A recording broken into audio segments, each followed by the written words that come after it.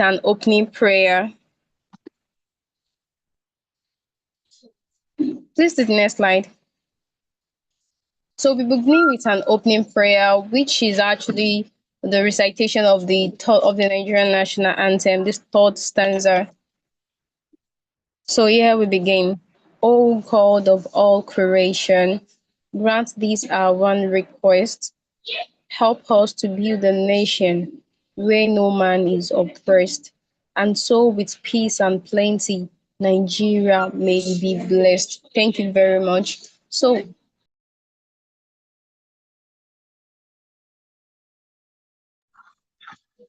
without wasting much of our time, we'll be moving to the safety briefing. So as we all know, mostly in the energy sector, we deal mostly with safety. As we say, safety comes first. So please kindly mute your mic when you're not speaking and raise up your hands to speak if you have a question. Also ensure to use the chat button. Also, ensure you can still hear the fire alarm with your headset if you have anyone on, and be at alert and aware of your environment. Ensure you maintain a very good sitting posture, and as always, stay safe. Thank you very much. So we'll be moving properly to the main gist of today. So we'll be having our opening section by one of our own boss, our leader here in Lecture Hub. So I'll be calling on Mr. Anthony Joshua, our performance manager at Lecture Hub, to give us an opening remark. Mr. Anthony, are you on the call, please?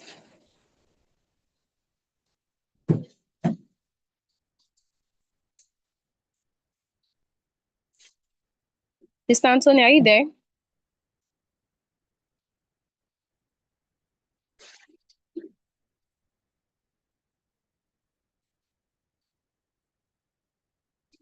Okay, since Mr. Anthony is not on the call yet, so probably is going to join us later. So I'll be calling on, okay, let's see if I can call on. So I'll be calling on Rebecca to just give us a brief opening remark. Rebecca, are you there? Rebecca.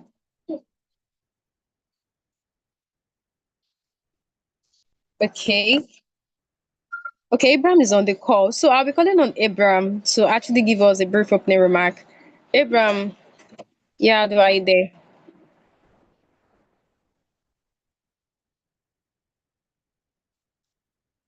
Okay. Abraham, please, are you on the call? Please kindly unmute your mic to speak. Yes, please. Good evening. Okay, all right. Thank you very much. Can I have the floor now?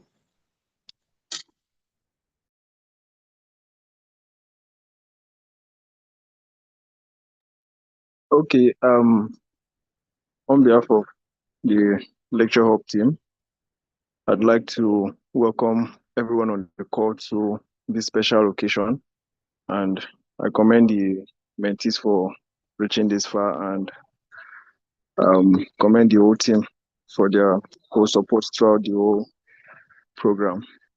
And congratulations once again to those that have been engaged. Thank you. All right, thank you so much, Abraham, for that wonderful opening remark. Okay, so moving further, we'll be moving properly to the main reason we are here today. So, looking at the old journey of the energy mentoring section, what is it without our mentors? They are actually the ones that shape the journey to where we actually have to the success of our mentorship program today. And Lecture Hub actually prepared a thank you note, or let's call it an appreciation note for our mentors, and we will be appreciating them today because their hard work really meant a lot. So I'll be calling on Madam Fejuru to actually handle that for us. Ma'am Fejuru, are you on the call?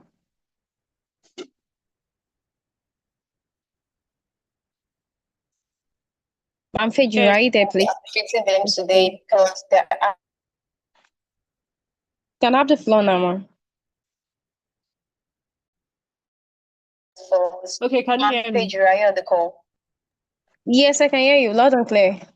Okay, thank you very much. Good evening once again, everyone. And Teacher, I need before we a move further today.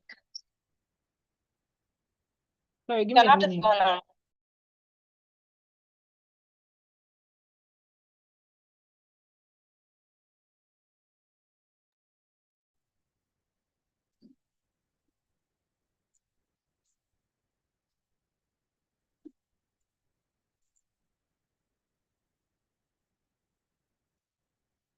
Manfred, are you there?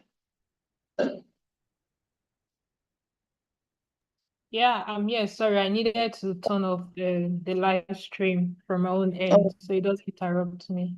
So okay, good okay. evening once again to everyone. And before we go ahead, I just want, before I call on Azik to appreciate our mentors, there's really something I want to share with the audience, and I hope it will be of great benefit to everyone.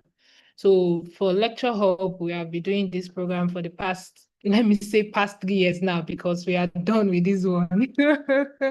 We are done with this one, and it feels so good to be able to achieve another feat again for the third time without any stress. And I also want to do something more like share a little bit of people's experiences and how the session has really impacted their own life, their own career, or their personal way they see things. So I want to read through Dauda's remark, and it was like, my experience with the Lecture Hub mentoring program has been truly rewarding. This was from our second edition. Through the mentorship, I gained valuable skills in data visualization and interpretation using tools such as the Microsoft Excel and Python. The sessions helped me to understand how data analytics can be applied to solve real-world geoscience problems, from the reservoir characterization to environmental assessment. The mentor was patient. I think almost all our data science mentors are very patient, and they are used to pampering mentees. I will talk about the Microsoft Excel class for this year because I don't understand why they are so much pampered. And I think I should give them an award of the over pampered class for this year. Yes, the Microsoft Excel class. So in continuation, he said the mentor was patient, knowledgeable, and always willing to guide us. This program has inspired me to pursue further learning in data science applications in geology. How who could have actually believed that you could use Microsoft Excel for geology, like for geological interpretation? Then over to Alo. He said lecture hub mentorship session has made me to realize more about myself. I think this was from the career resilience session with mentor Ruth Adeze. That lady is so powerful. Like she can come up with a session and your mind is rewired. Like it's just so interesting to hear that.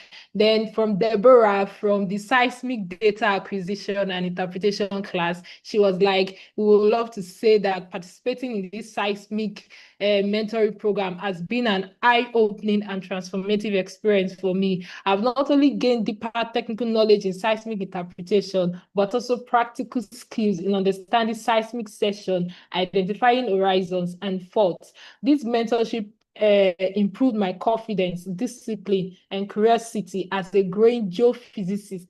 Our mentor's teaching style was exceptional. Kudos to mentor Ushe Shuku from Sterling Global.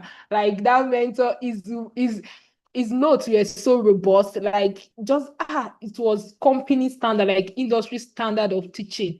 And she also said the program has truly shaped our perspective and strengthened our passion for geophysics, and she's grateful for the opportunity to learn, and thanks to Lecture Hub. I don't know why you guys are not putting in emoji in the chat box. Are you guys jealous?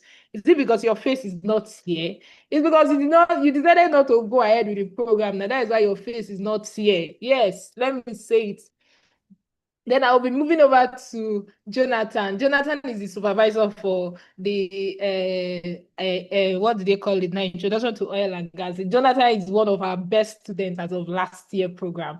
Like Jonathan Ed, they serious, like very, very serious.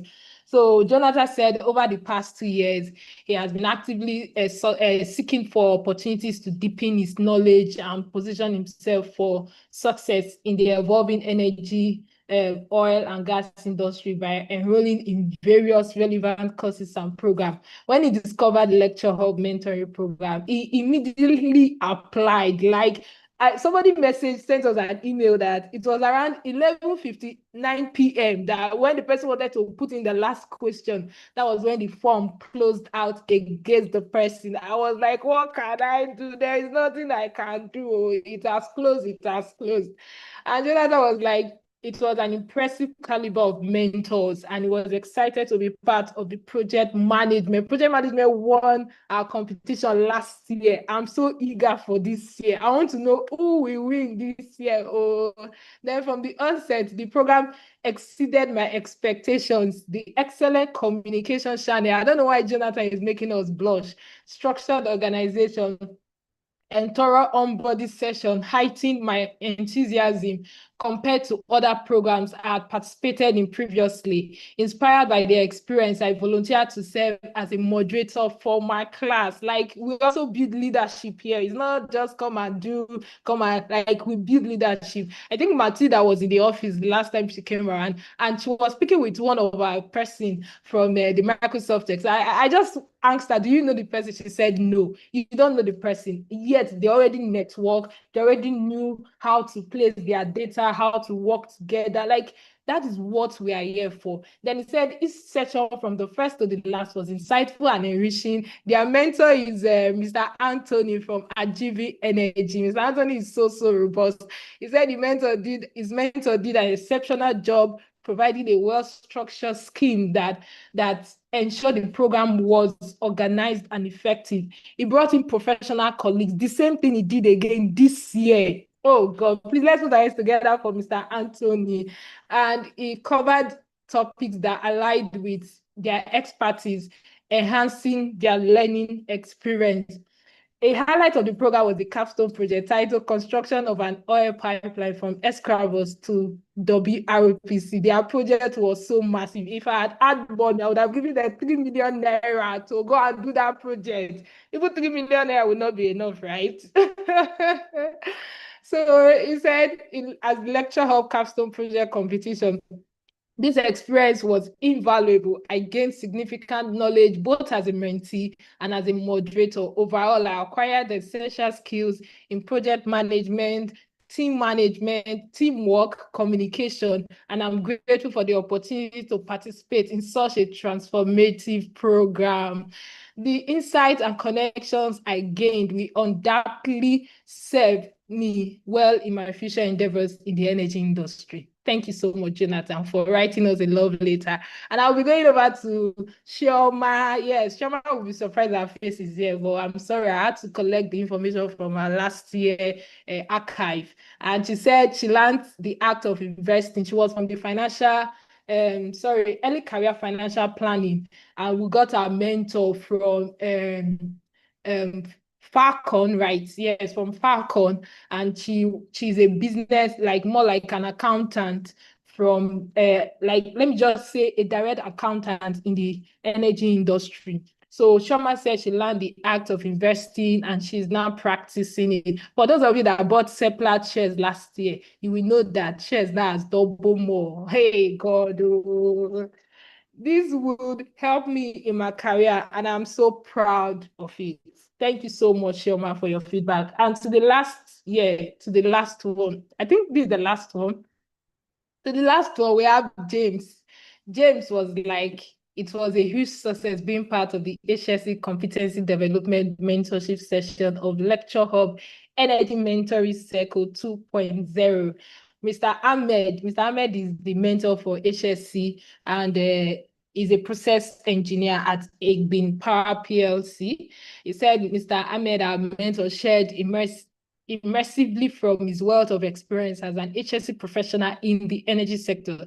His style of engaging all mentees and mentors laced with humor is worthy of emulation. Like Mr. Ahmed is a very, very humble person, like down to earth. Like I gained valuable insight in emergency response and fire safety, permit to work, and JHA, just to mention a few. That is to tell you that they have a lot to say, but just to mention a few.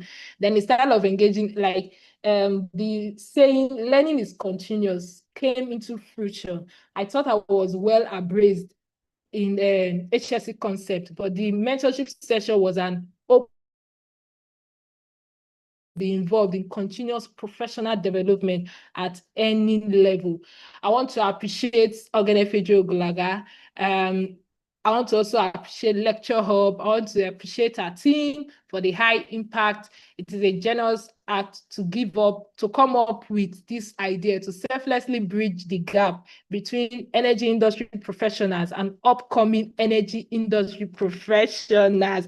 If you know you are an upcoming professional, can I see your hands? Can I see the movement on this chat box? Can I see yeah and there, yeah and there, yeah and there? Like James just made us believe that we are upcoming. We are the next phase of energy professionals. In the next 2 years, 3 years, now I should be writing invitation letter to all of you on this call.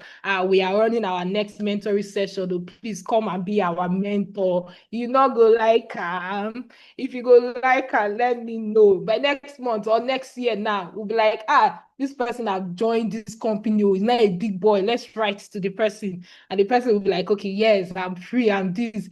So then he also said he wants to appreciate his fellow mentees like Olushushuku, I don't know if the name is correct, Jamu, Oluwasegun, Victory, Omasa, Abdul Ganiyu, Isaac, Regina, and Blessing. If your name is here, it means you were very active. It was awesome learning and networking with you guys. God bless everyone of you. Somebody say, God bless you. God bless you. God bless you. God bless you. And I'll be moving over to Caleb. Caleb said, I was always lost whenever I came across P and ID. P and ID is, what is P and ID again? Piping and instrumentation diagram.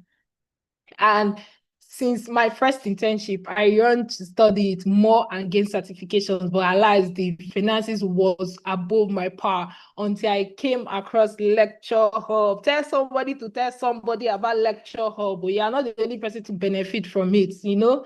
I applied and was successfully selected and spent the last 2 months learning a course I yearned for.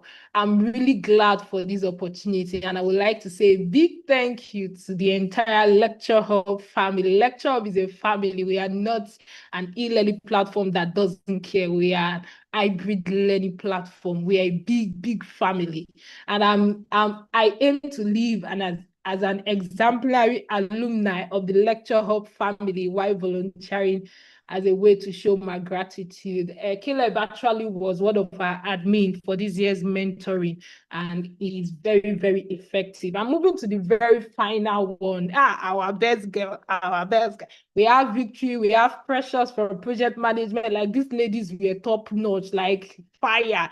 Precious was the one that presented the capstone alongside our co-mentee doing the project management last year, and Victory was the moderator for HSC last year. And what Victory says is that I would say I acquired valuable skills such as writing or drafting a job hazard analysis. How many of you can do a job hazard analysis write-up? Like how many of you can draft, or how many of you know the difference between hazard and risks? Let's start from the beginning. So is it carrying out an incident report using the fishbone format, giving a toolbar talk, drafting an emergency plan, and understanding the importance of a permit to work, and also it was indeed an insightful experience. And in summary, she said, for someone who does not have a who does not who has no prior knowledge or experience, I am indeed impressed and confident to take up any task without fear or doubt. With all these reviews, ladies and gentlemen, can we put our hands together for Lecture Hub? Can we put our hands together for Lecture Hub? If all these are the feedbacks you're receiving from the second edition, first edition was wonderful, second edition was great, and the third edition, now we are graduating today, is marvelous. Can we put our hands together for Lecture Hub? Thank you so much to our alumni. We have an alumni family now, and we keep on increasing and increasing, and that is our pathway. Our light keeps on shining brighter and brighter and brighter and brighter and brighter until a very perfect dawn. Congratulations to those graduating today, and over to you, Aishat. All right, thank you very, very, very much. That was so powerful. So all alumni, just like you mentioned, our amazing mentees for the 1.0 and 2.0. Thank you so much, guys. That was more or less like a love letter from you. Thank you so, so much. So we don't waste too much of our time. So we'll be able to make another history. So our mentees today, don't worry, you guys are going to break your records. Don't worry, you are 10 days of the last year. And, we're making these things together today. So we'll be specially recognizing our our mentors, which I believe they are still on the call today. So I'll be starting from, sorry, let's start, please.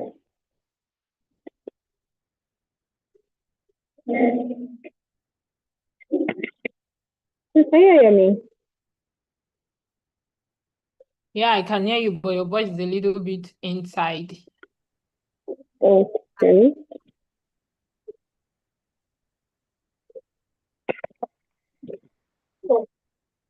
Okay, please can you confirm if you can hear me now? Yeah, it's better now.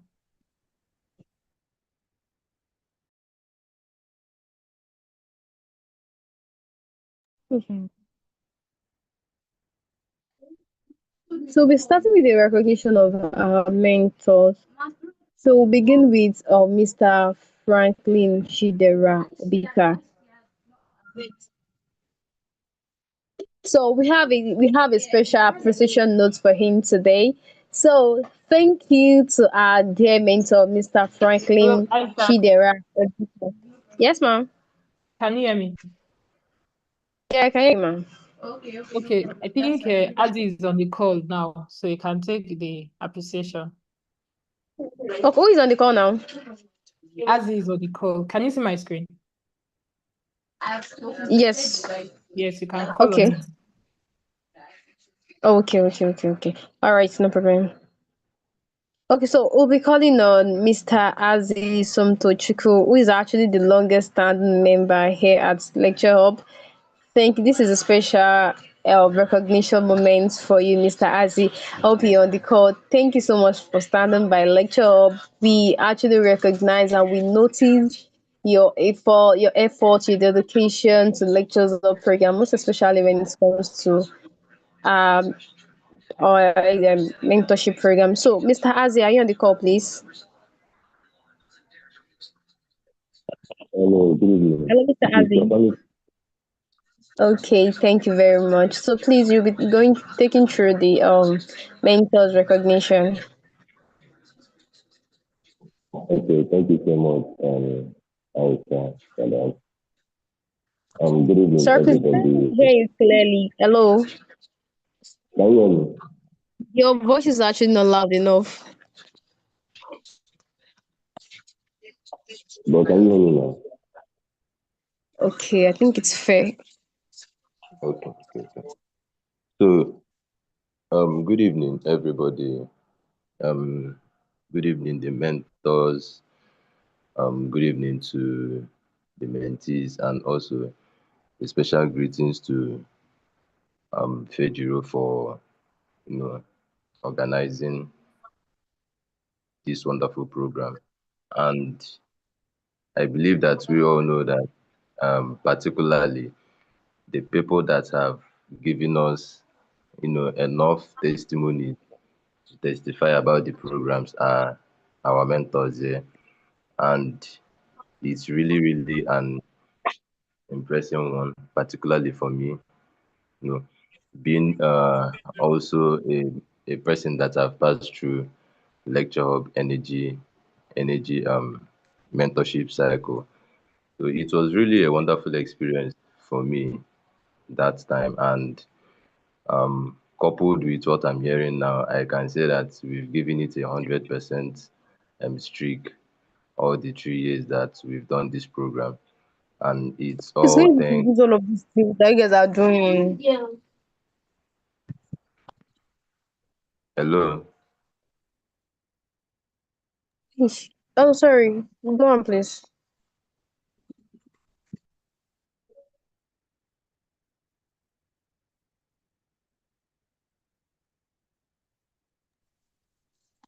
Mr. Has, are you there, please? Yeah, yeah, I'm available. Okay. So we actually love you to help us go through the mentors appreciation. Okay. All right. So Thank you first very on much. Mr. Desmond, and from Mr. Desmond, we want to say, dear mentor, thank you for your outstanding contribution to Lecture Hub. To Lecture Hub Energy Mentoring Cycle. The third one, through your session on practical approach to Aspen HYSIS for process engineering and simulation. Your expertise, guidance, and dedication created a meaningful learning experience and helped mentees gain valuable skills for their future. We sincerely appreciate your impact and support. And this is from Practical Approach for Process Engineering and Simulation. So, Mr. Desmond, we are using this opportunity to say a very big thank you for being our mentor, for guiding us through the classes in this, lecture hub mentoring, energy mentoring cycle, the third one, as the standard engineer trainer on Standard Organization of Nigeria. Please let's appreciate our mentor, Mr. Desmond. Let's appreciate our mentors.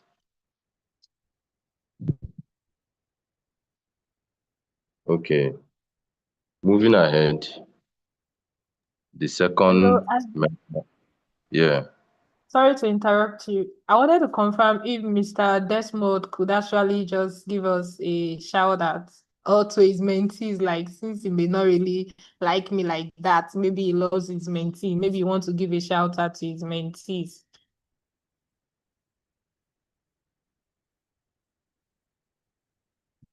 All right. Um, First of all, I want to say a very big thank you to Lecture Hub for the opportunity to have a platform to share my knowledge.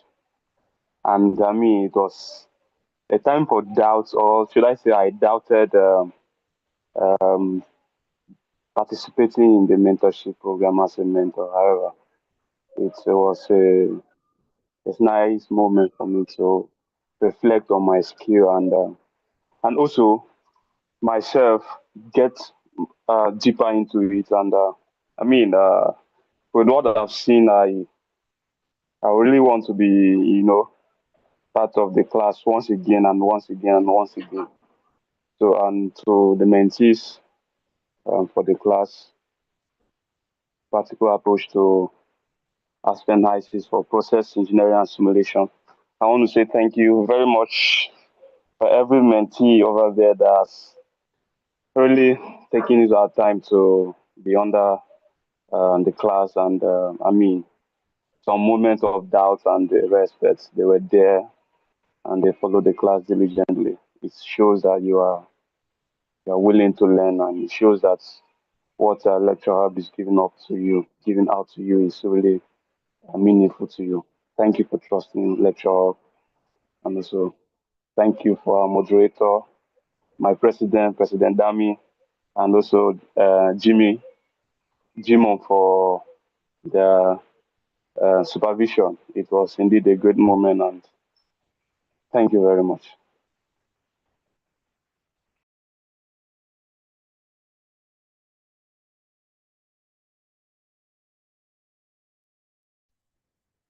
Yes, moderator, I'm done. Okay. Thank you so much, Mr. Desmond, for that wonderful admonition to us and to your mentees out there. And I believe that this will go a very long way to everyone that have sat under your tutelage, sir. Once again, thank you very much. So moving ahead, I would like to go through the profile of our next mentor that we have on the list, Mr. Franklin Chidera. And Mr. Franklin Chidera is our mentor for data science for energy enthusiasts in petroleum studies. Dear mentor, thank you for your outstanding contribution to the Lecture Hub Energy Mentoring cycle through your session on data science for energy enthusiasts. Your expertise, guidance, and dedication created a meaningful learning experience and helped mentees gain valuable skills for their future. We sincerely appreciate your impact and support. Please, as we appreciate our mentor, I would really love if Mr. Franklin Chidera is available to give us a word of admonition. Please, you have the floor. Okay, thank you very much for that. So, please confirm, can you hear me? Yes, go ahead, sir. Can hear you. Okay, so thank you once again for that thank you note. I really appreciate. And first of all, I want to give my gratitude to FG. I was really surprised when she commented on my post and she was like, "Would you like to help into a mentorship um, program?" So I was like, and when I saw that, I was really shocked, because when it comes to petroleum engineering, right, I haven't mentored anyone then. So this was my first time mentoring someone when in the field of uh, using Excel, right, for petroleum engineering studies. So I want to appreciate her for making that possible. It was a remarkable experience because of the things that I learned. So while I was teaching, I also learned some things. I unlearned some things as well. So it was uh, it was really amazing, right? Teaching people that really want to get that knowledge that you have. So that experience was kind of let's say unique, and I thank Victory and Yusuf for the amazing support in moderation and making things work well within the classroom. And my mentees, they were wonderful. I testify. I learned some things from them as well. So it was really great. It was a great experience connecting with you all, and uh, especially connecting with Miss FG. It's pleasure. So thank you very much, everyone.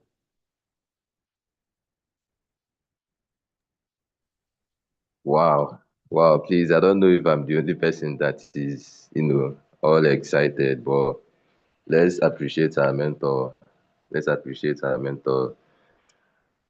Let's appreciate our mentor, Mr. Franklin Chidera. It's really an amazing thing to experience when you have a knowledge to share and you also have people that are there to learn and collaborate lecture hub in collaboration with every mentors that have given their time, their efforts, and including part of their finance by coming online. It's really something to be grateful and thankful of. And please, Aisha, is there any other?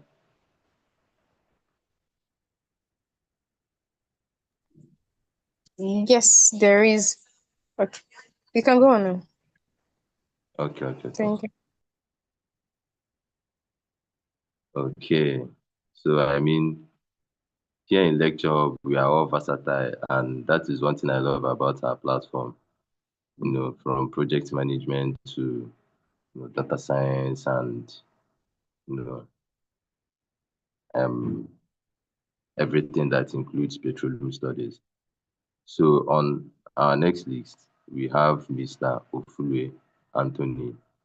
Mr. Anthony is our mentor on project management, and he took us on real-time oil and gas project monitoring. And Mr. Anthony is a project engineer at Ajivin Energies Limited. Please, let's give it up for our mentor, Mr. Anthony, our project management mentor. And last year, project management won the energy mentoring cycle, 2.0 edition. And it was really, really a big experience for me that attended the graduation ceremony. And here we are attending the third one. And it's all thanks to our mentors that keep making themselves available.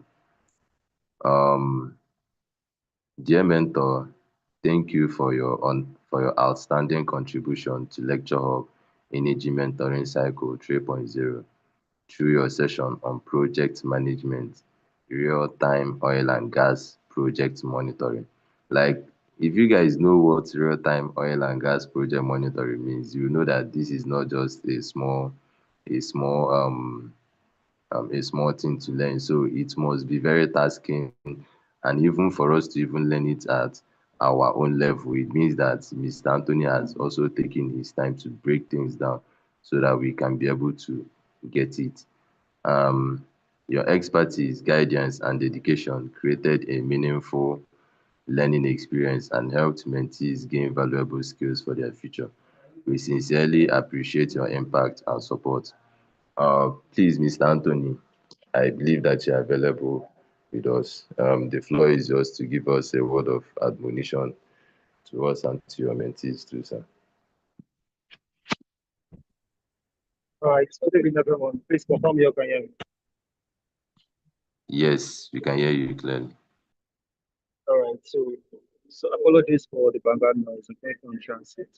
So a big thank you to lecturer for giving me the platform to share my insights with the mentees.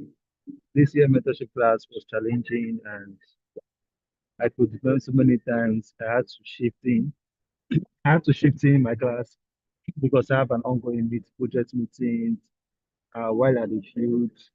I had to dodge from work, just take the class, and it was due to the encouragement of the mentees, the dedications that pushed me forward to go through. It's a sad thing that our class has come to an end. There's a lot to share, but due to the time frame, we're able to manage it, and this year has been amazing. And thank you so much, Lecture Hub. Thank you so much, everyone that participated and everyone's that their hard work and dedication brought the success of this mentorship 3.0. Thank you.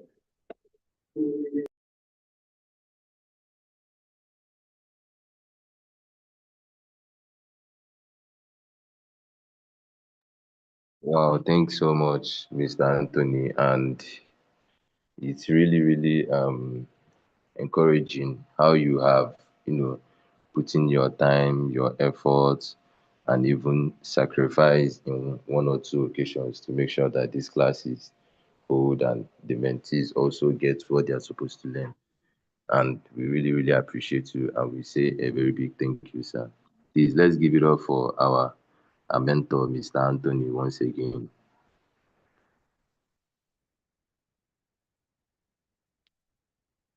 Okay, wow, analysts everywhere. Next on my list is Mr. Oluwabemiga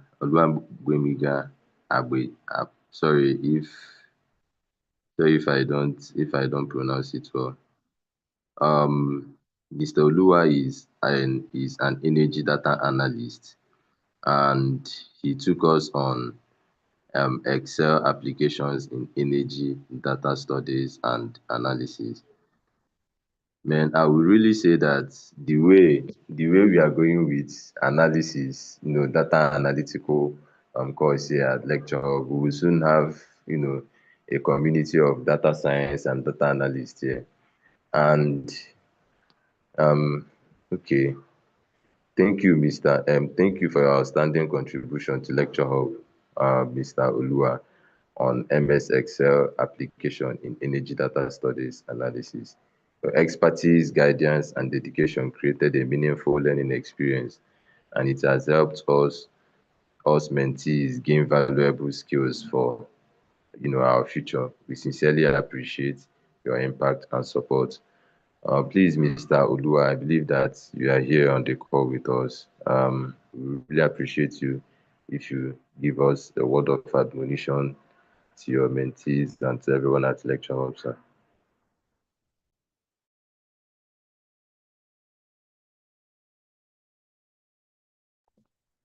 Please, let's keep appreciating our mentor as we wait for him to, you know, talk to us. Please, sir, we are currently waiting for you.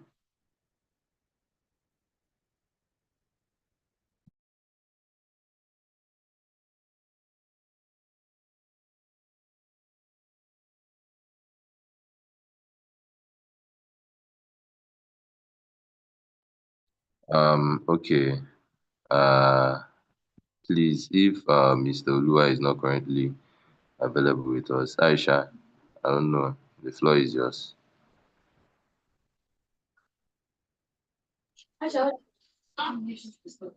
Okay, Mr. Oluwagbenga.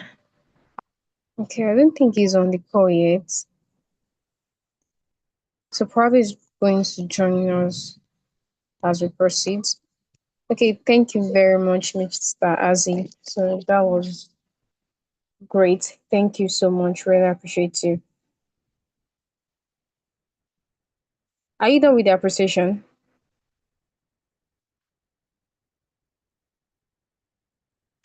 Mr. Azi? I can hear you. I said, are you Sorry done for with the the. appreciation?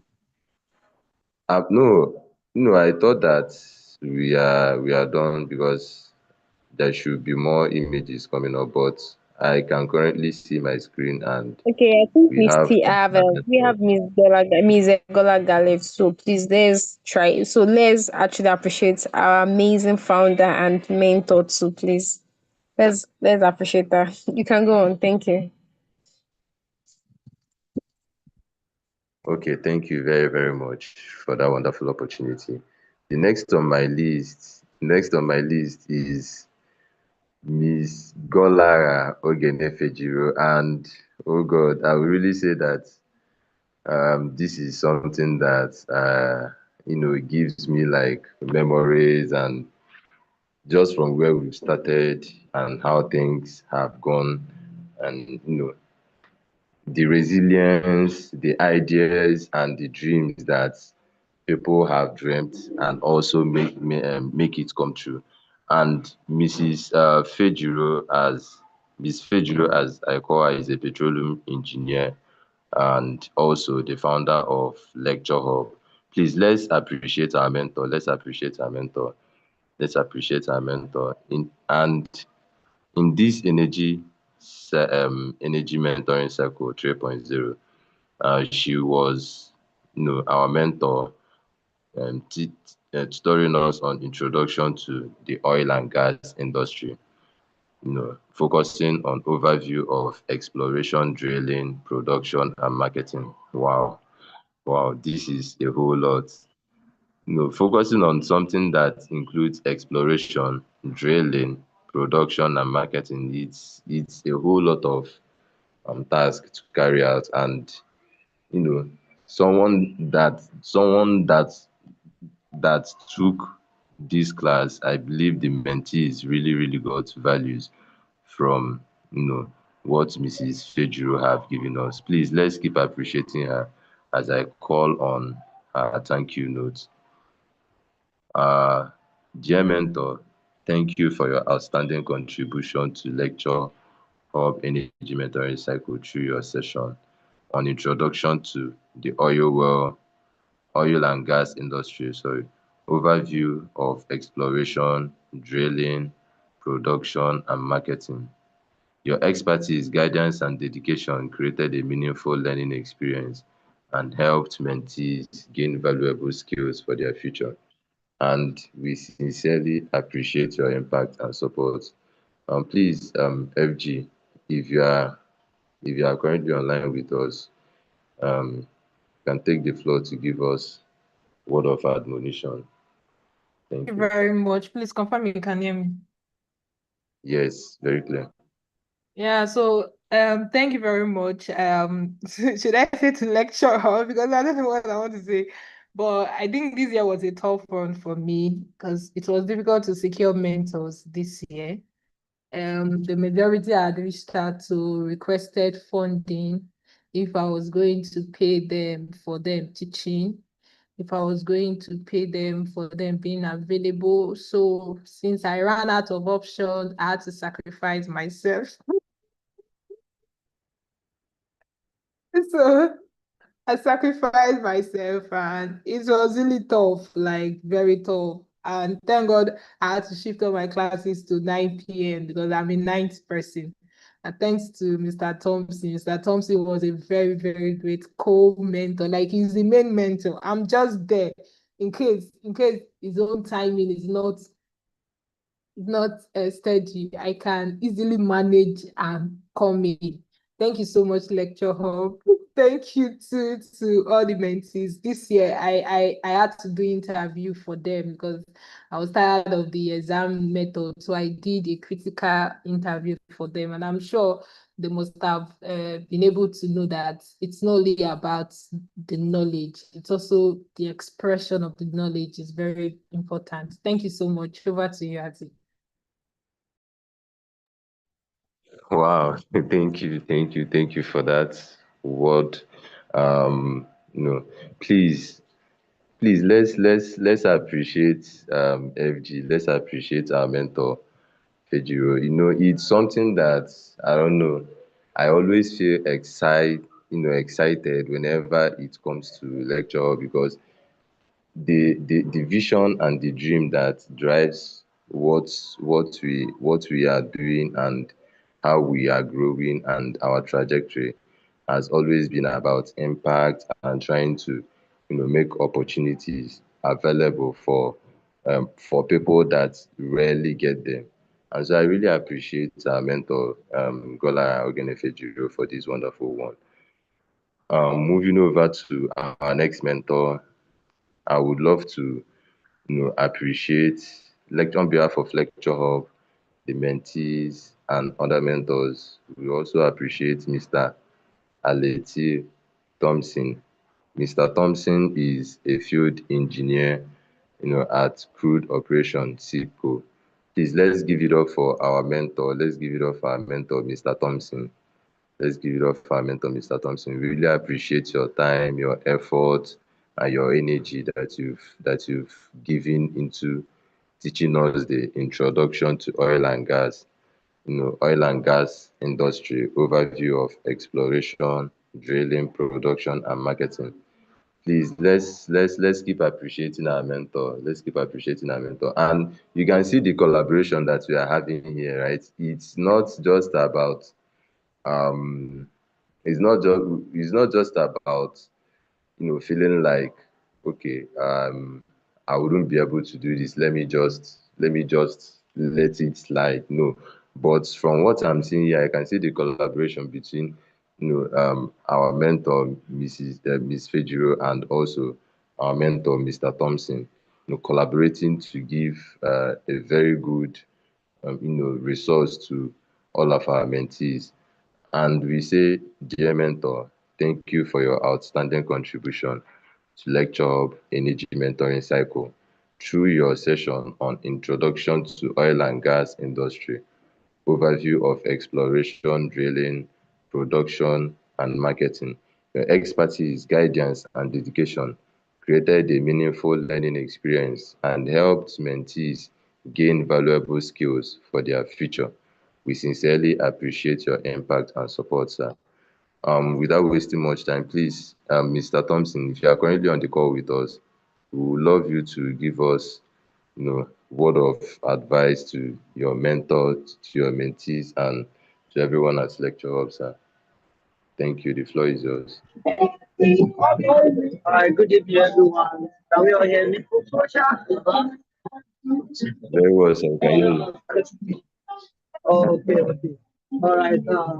First off, I want to say thank you to the lecture hall,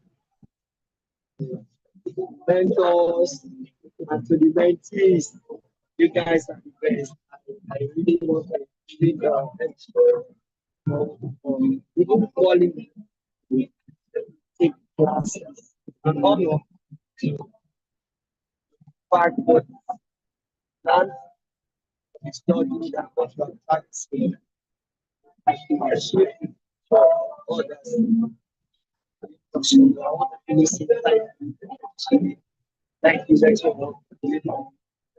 Uh, the call came at the time I actually needed it. And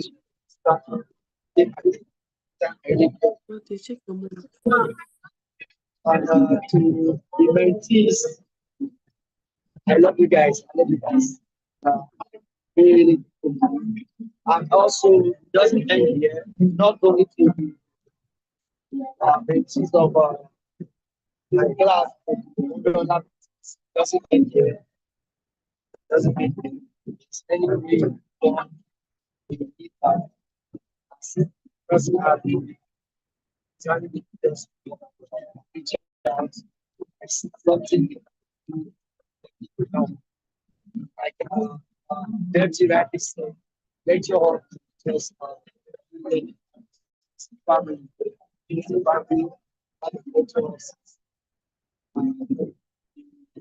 time started this year's so I want to really appreciate each other. Everybody, thank you. Thank you very much. God bless you. God bless you.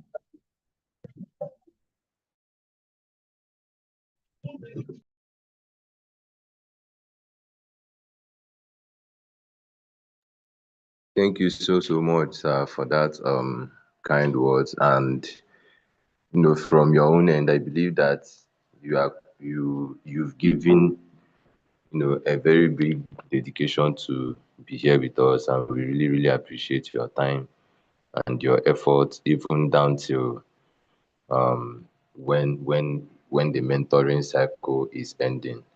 It's not really been easy, and we that we that are here at Lecture Hub, and also the mentees that have been trained, we really appreciate the effort.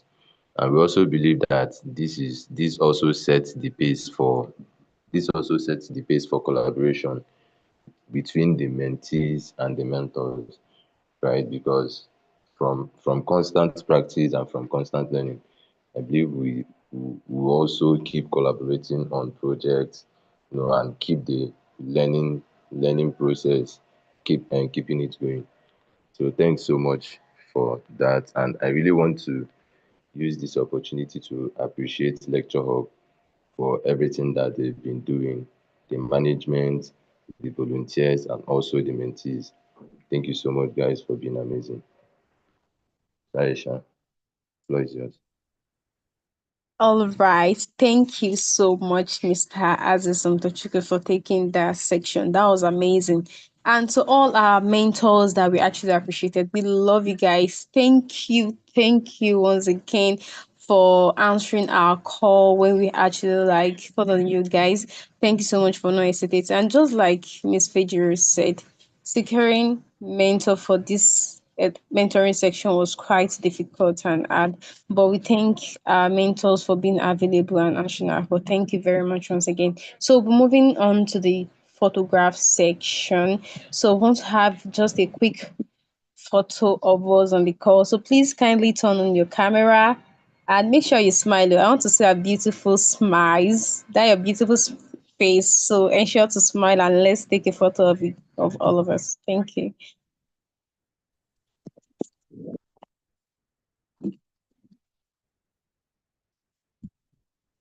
Miss Fedra, will you take the picture? Yes, I will. I'm trying to see how I can maybe change the view. Okay, all right. Just let me know once you're capturing it. Okay, I'll let you know.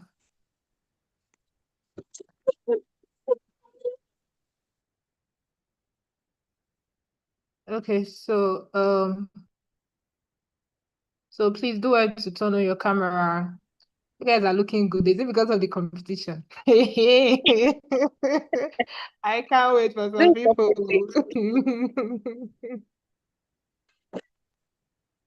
Okay, I'm not even turning on my own. Sorry, see why I'm smiling yet. You guys can't see my smile. Ah, Jesus. Okay. Yeah, if you see me. Sorry, my camera is down, so I have to adjust. Okay. Peace out. The best class today will go out. Yes. Okay, so I'm taking the first one. Don't know why Matinda is smiling though. We have our judges here. Thank you, Mr. Ayobide from France. He's currently joining us from France. I told you guys I was ready for you people because it's fights.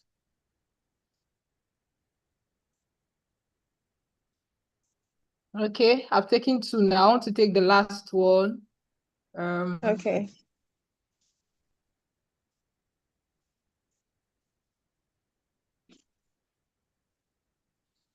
Okay. Yeah, you can enjoy your privacy now. Thank you very much. All right. Thank you very much, ma.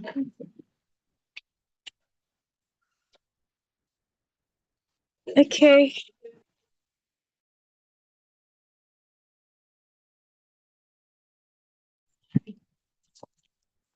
Okay, so moving to the next segment of our occasion today. I know our mentees they are really anticipating this section. Like their body is hot. They are waiting for us to just to begin this thing. Let us do this thing and let's know what's next. But don't worry, here we are now. So we are moving to the presentation, the capstone presentation, which will be done by our mentees. And before we go on, we have to introduce our judges to you. We have our amazing judges on board today that will be helping us to guide and give remarks on our mentees presentation today. So, and just like Ms. Pedro said, we don't just select any our person, experts, people that are actually worthy of what they are doing. So we have here with us today. So we have here with us today our very own Miss Fejiro, which is the host. She's also the host of lecture up. She's part of our job today. Then we have Mr. Oyekachi, operations technician. So he's also part of our judges today. Mr. Oyekachi, please can you say hello? Are you on the call?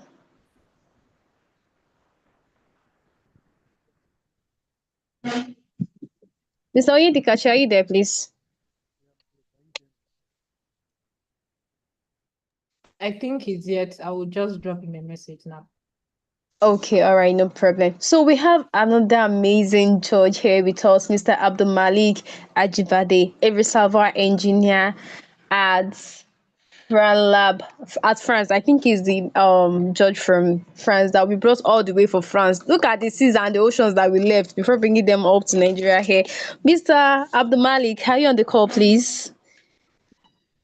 Yeah. Yeah, thank you very much for joining us. Thank you, sir. So those are the judges for our data track, because we have two tracks today. We have the engineering track and that of the data track, which include the MS Excel application class and also the data science for energy enthusiast mentoring class. So moving to the energy track judges. So here we have engineer Osfall, which is actually a production engineer at Greenville LNG. Engineer Osfall, are you on the call, sir? Yes. Engineer, are you there? Sorry, for Engineer Oswald, it will be joining us in 10-minute time. Since it's class, the classes it will be judging will be after the data, what do they After call the it? data The track. data track. Yes. All right, no problem. Okay, so we also have another amazing judge in the room, which is no any other person than Miss Juliana Oche, an instrumentation and control engineer, our engineer woman. So she'll also be part of our judge today. Miss Juliana, are you on the call now? Hi, Okay, I hello. guess. Good Oh, evening. how are you, I'm on Miss the call. Juliana? I'm very well, thank you. Well done. All right, thank you for joining us. We are very glad to have you here today. So we also have Mr. Chidozie Good Luck, an artificial lift technician at Alcora. It seems like I'm not pronouncing this. At Alcora, yes. Okay, so we have Mr. Chidozie here. Thank you very much for joining us today. We are very glad to have you among our judges. Are you on the call now, Mr. Chidozie? I'm on the call. Good evening, everybody. All right, good evening, sir. We are glad to have you here. We are glad to have you, sir. Thank you very much. Okay. Thank you.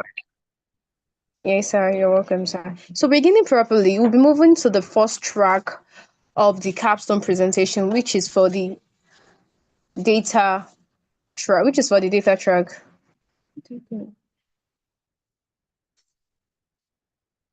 Next slide, please. Okay, yeah. So I think I will stop it here. Then once I stop it here, because I need there is a dash on this slide. So I'll stop it here. Then I will manually call on the students and their classes to take their presentation. So Aishat, maybe you hand over to me for a second. Okay, all right, no problem. You can go ahead. Okay, so good evening, everyone, and thank you very much for staying till this time. And this is the most important aspect of this energy mentoring. Just before I call on, I want to confirm if Mr. Kachi is on the call, please. Okay, so okay, he's on the call now. Yeah, I can see him. Mr. Kachi, do you mind speaking with us? Hello, can anyone hear me? Good evening. Okay, good evening. Thank you very much, sir. So I'll go ahead to introduce our our judges. Then I'll call on the classes the same way we had informed the classes how their presentation is going to be. So thank you very much to all the judges that agreed to do this with us, because if we don't do this, we are literally running circles, like we are moving around in circles without direction. We want to know how well these students understood their subject matter. We want to know how well their mentors were able to pass knowledge to them and how well they can now pass that particular knowledge to us. So it's for the audience and at the same time for our archive, and at the same time as a proof that our mentoring is top-notch. Our mentoring is of great quality and is of great sacrifices. So if any of us is going through this route, it means we must have seen a lot of things in the industry that we feel the graduates, the young or the students and the other category of people should be aware of. All these people here, they are all industry personnel. We have one from France and we have the other one from Kuwait. So all these, like, they are people that are grounded with all these experience, like they know some things that we may not really know. Even me, I don't know as much as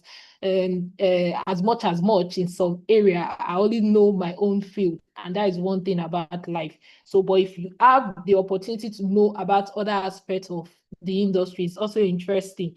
The same way the project management learned last year, project management, if they were to come in this year again to learn something new like data science, they will feel that, okay, yes, I can now merge both my project management skill and my data science skill together to be able to solve problems in the industry.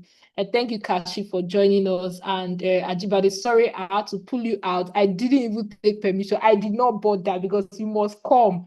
And thank God you actually came. Thank you very much. And at this point, I will stop sharing my screen, then allow the battle to really begin. I've shared our judging criteria with the data track judges, and I will do same soon for the engineering track judges. So all the best to all our students. I hope you really, really make your mentors proud. Like, it's a whole lot of investment for your mentor to teach you. And the only thing I feel you can give back to your mentors, since we are not paying them a dime, like we did not pay them a dime, all the Zoom subscription were from my own funds. And that is to tell you how we take this session very, very serious. We don't just want you to come and just sit around. If you are not interested, if you are not available, you give the opportunity to another person that is available. So thank you very much. And on behalf of Lecture Hub, I will be inviting the first class for today's session. And the drum roll, drum roll, drum roll, drum. Nobody is excited to hear themselves. Okay. So let me call on the first class here is the data science for energy enthusiasts in petroleum studies. So we are welcoming our first class, the data science class. So let me stop sharing and share their slides. Data science class, please confirm you're on the call. Yes, ma'am, we're on the call, ma. Sorry, why is your heart? Why is your heart is already beating just now? I'll never say you should start. Your heart is already beating. Okay, so I will share your slide, and once your slide comes up, please do it to let me know. You have to turn on your camera. Let me see your face. So I will see. I want to laugh a little. So data science, you guys have the PowerPoint and also the Microsoft Excel sheet. So I will share the two. When you want to open the Microsoft Excel, you also let me know. I'll do it to open it. Each presentation is 10 minutes. Two mentees are to make the presentation. So when you know it's time to switch over, you just switch over. Then the other one is 10 minutes for presentation, and the judges will have the opportunity to give you a remark on your presentation, and the judges will throw questions to the other mentees, like not the two people that made the presentation, the other mentees that claimed, let me use that word, that claimed to have contributed to the project will be the one to answer the question. And just to be informed, all the students' Excel sheets are with me, so we can call on anybody's name to take the questions. And finally, the timer, I will be the one to set the timer. Aisha, you can set the timer from your end, so everything is free and fair election. Yes, that's all we want to do. So if you see my screen, please let me know.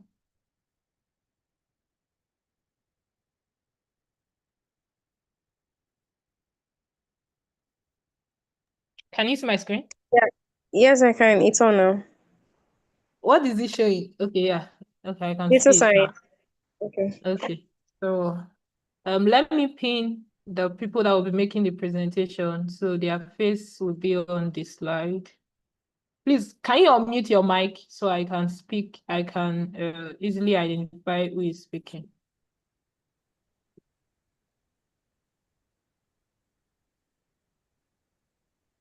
Data science people.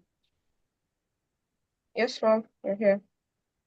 Okay. I'm looking for a way to pin you. Okay, I've seen you. Adenkule, right? Yes, ma'am.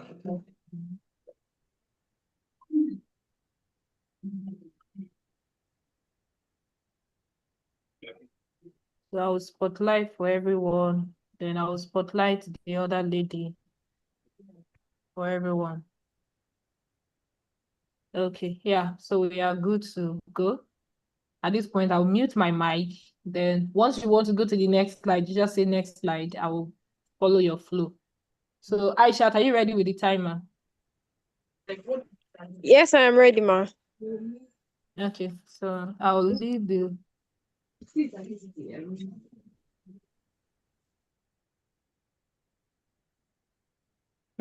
It isn't on slideshow.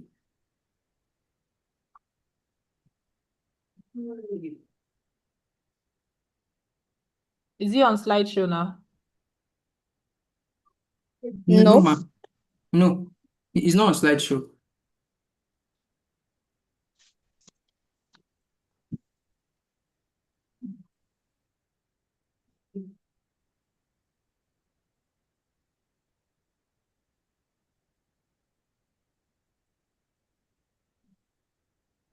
Is it now? Yes, it's on slideshow. Okay, so But your time start. it's no longer on slideshow, ma. Okay, I think my network is lagging. Just give me a minute. Okay. Okay, yes. It's on slideshow now. Okay, so your time starts now. Thank you. Okay, to the founder, Madam FG, to our able mentor, Mr. Franklin, to the esteemed moderators and fellow mentees, good afternoon. My name is Veronica Agumbiade, and with me is Abdullahi Adekunle, and together we are representing the Data Science for Petroleum Studies, and we are here to present our capstone project on analysis of PVT and MBE. Next slide.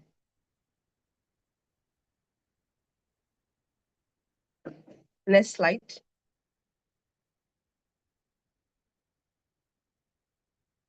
So,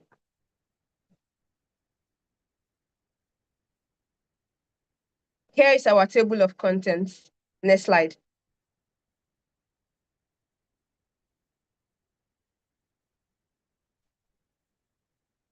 Next slide, please. Wait, look at what will happen. Let me stop Okay. sharing again. Share the main Okay. screen and let's see if there will be avoidance of the lagging. So just give me 2 minutes. So you start officially 6:20. All right.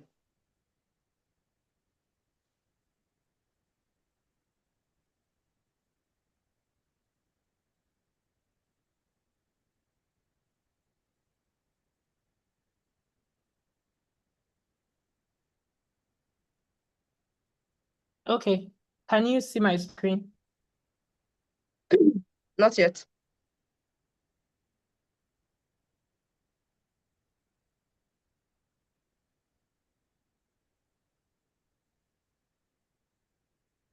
Okay, can you see it now? Yes, I can. Okay, so I'll start from the beginning again.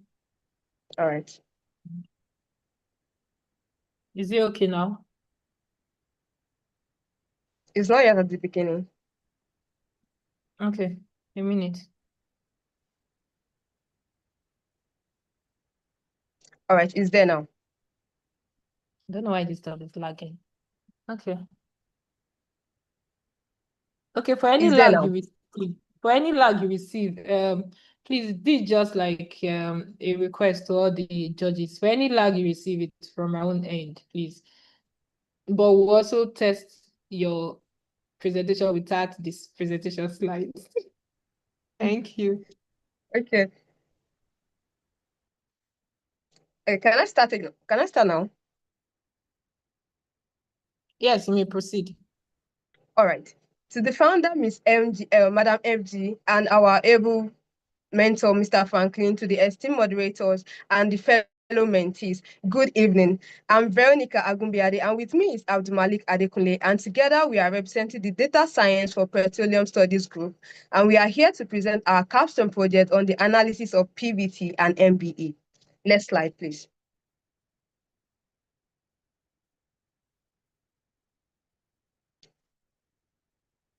Here is our table of contents. Next slide.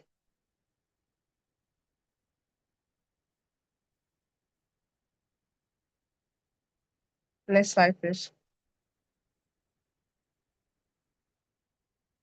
Okay, to better understand a reservoir and to estimate the original oil in place, relying on production figures alone is not enough. Hence, it is important to understand how the reservoir fluid behaves under changes in pressure.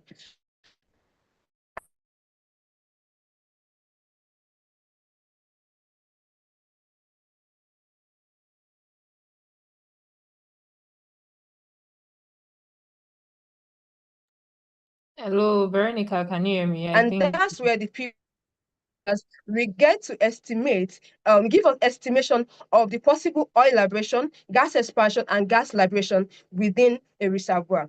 Then integrating these parameters with data production data in MBE, known as material balance analysis, it helps us to estimate the original oil in place and also determine gap size and identify the reservoir drive mechanism. Combining these approaches, these two analyses together, it gives us a better understanding of the reservoir characterization and performance. Next slide, please.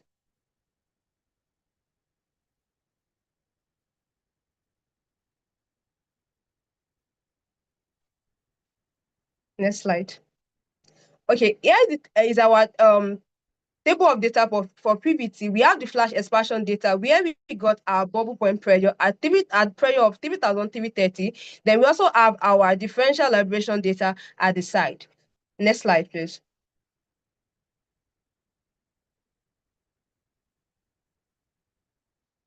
Next slide.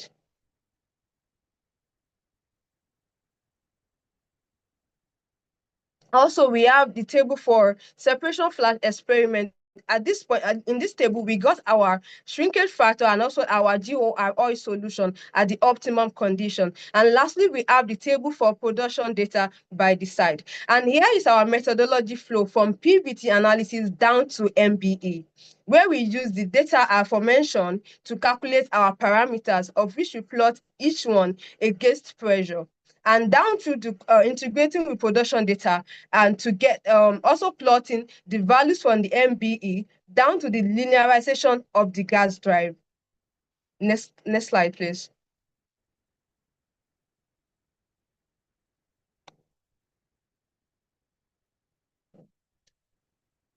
Next slide.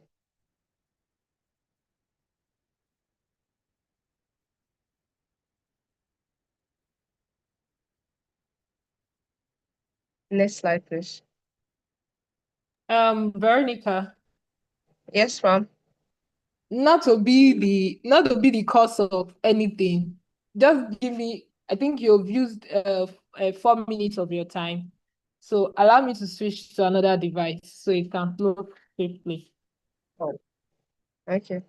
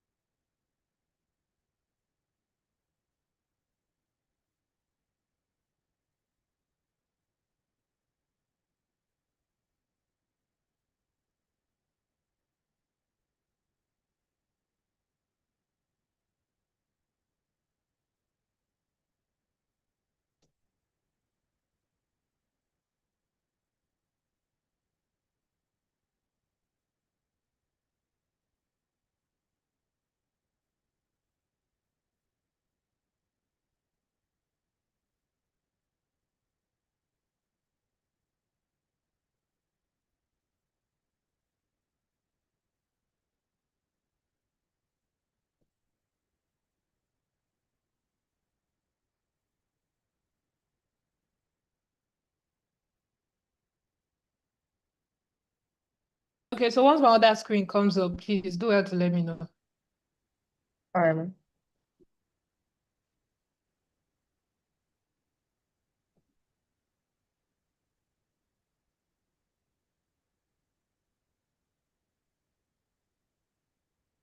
Has it come up? Not yet. Okay.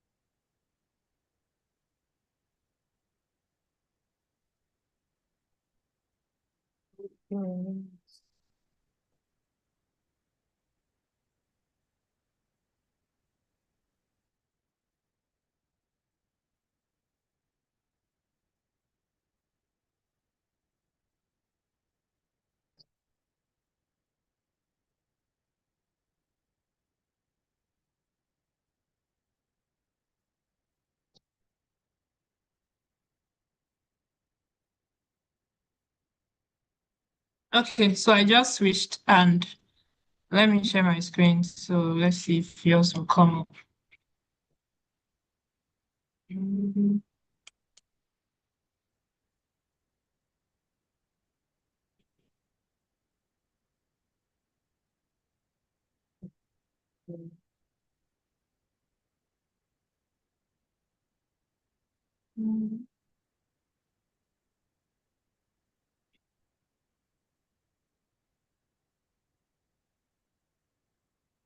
Okay, can you see my screen now?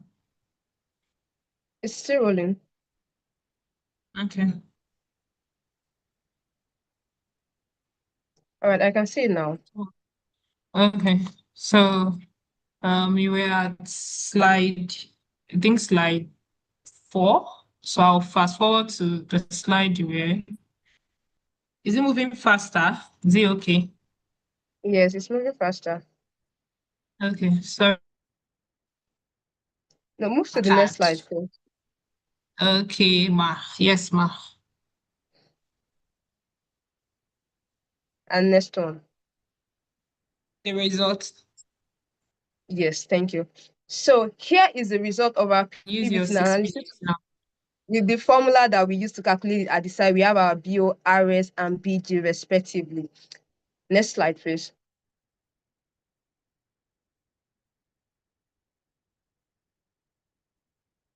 And here is the graphical representation showing the plotting of each parameters against the pressure. Then we see here that at the BO, there is a little increase in the BO due to expansion of the oil. Then at the bubble point, it attained the maximum value, then started to decrease with decrease in pressure. Then at the R, where we saw that it's we have the value of the RS constant above the bubble pressure because there is no changes to gas there, dissolved gas. Then it started also to decrease down with decrease in pressure. And for the BG, we do not have values for it above the bubble pressure because at that phase, it is a single phase which is undersaturated, which is liquid phase. Then as pressure decreases, it increases in value due to gas liberation from it. And at this point, I will hand over to my colleague who will give a better in-depth of the integration of the two analyses together. Thank you. All right. Okay, thank you very much. So next slide.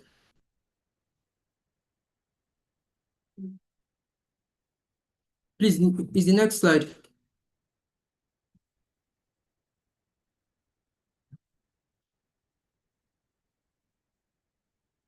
Okay, so now, yeah, so for this particular part, the MB, we try to integrate that is material, but no, the slide before this.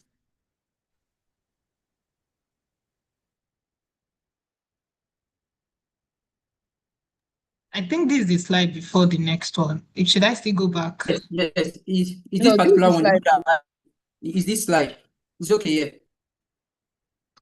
All right, so for the MB, that is the material balance equation, we try to use the material balance equation by using it to integrate the PVT we got earlier together with the production data. So for the table of value, we have MP, which is our cumulative oil produced. We also have the GP, which is cumulative gas produced. Then that was what we used to get to our produced gas oil ratio, which is our RP. Then from there, we proceeded further to get our F, which is the total underground withdrawal by making use of the PVT data and also the data we've gotten earlier for your MP, GP, and RP. Then we now also got the EO, which is the expansion of oil that shows the estimate of the oil. We also got the EG, which is the expansion of the gas. Then further, we now proceeded to get the EG over EO. But it should be noted here that for this particular EG over EO, it tends to increase, which shows that gas expansion is actually playing a very significant effect in this particular reservoir. And then from there, we got our formulas. But you should note that in the formula, we have the BOI, the BGI. The BGI is your initial gas formation volume factor. Your BOI is the initial oil formation volume factor, and the RSI, which is the initial solution gas oil ratio, and they are constant gotten from the PVT data. Please, the next slide.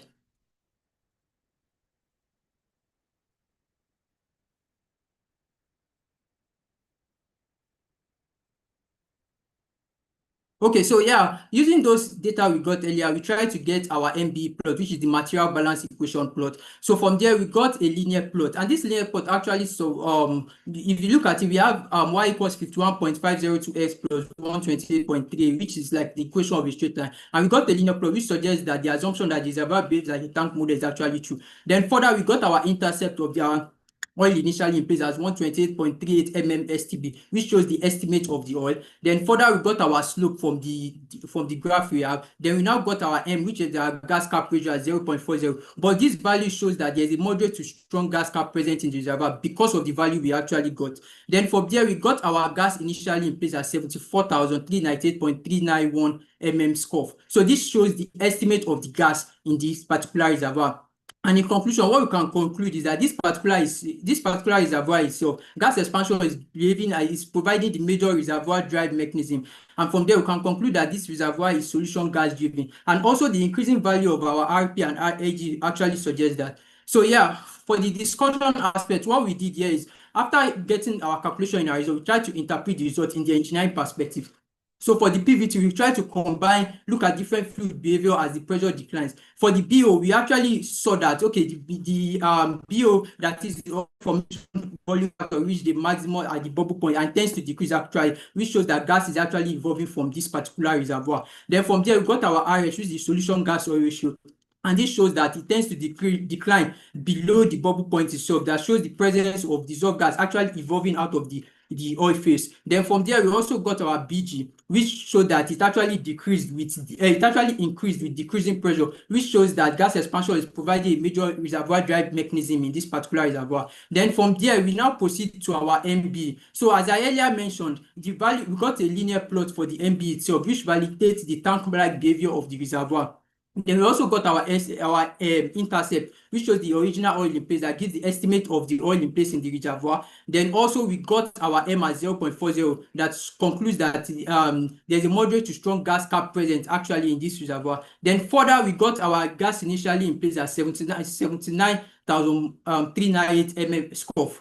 So from there, what we can conclude is that in conclusion, what we are trying to say is that if you combine both the fluid behavior and also the reservoir drive mechanism, they are kind of linked together, because when you now integrate your PVT and your MB together, you actually get the estimate of the reservoir quantitatively. And so in conclusion, from the engineering angle, what we are trying to say is that if you integrate your PVT together with your MB itself, you'll be able to accurately determine the estimate of the reservoir quantitatively, number one. Then also number two, you understand the fluid behavior from the PVT data, and also you also be able to identify the reservoir drive mechanism. And so what we can see now is if you combine engineering principle together with the Excel-based approach we actually do, from there, you can use it to determine quantitatively the particular reservoir. And so what this is saying is that when you, in the oil and gas industry, when you combine data-driven decision, you'll be able to give an estimate of what the reservoir is all about and able to get more insight about the particular reservoir. Thank you so much for listening.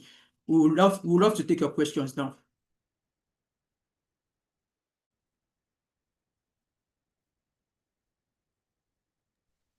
Okay, over to you, Aishat. All right, thank you, Ma. Wow, thank you so much to the data science class. That was so insightful. That was great. Despite the delay, you guys were still managed to go through the time. You're still managed to manage the time a bit. Thank you very much. So I'll be moving now to our judges. We have them on call already, Mr.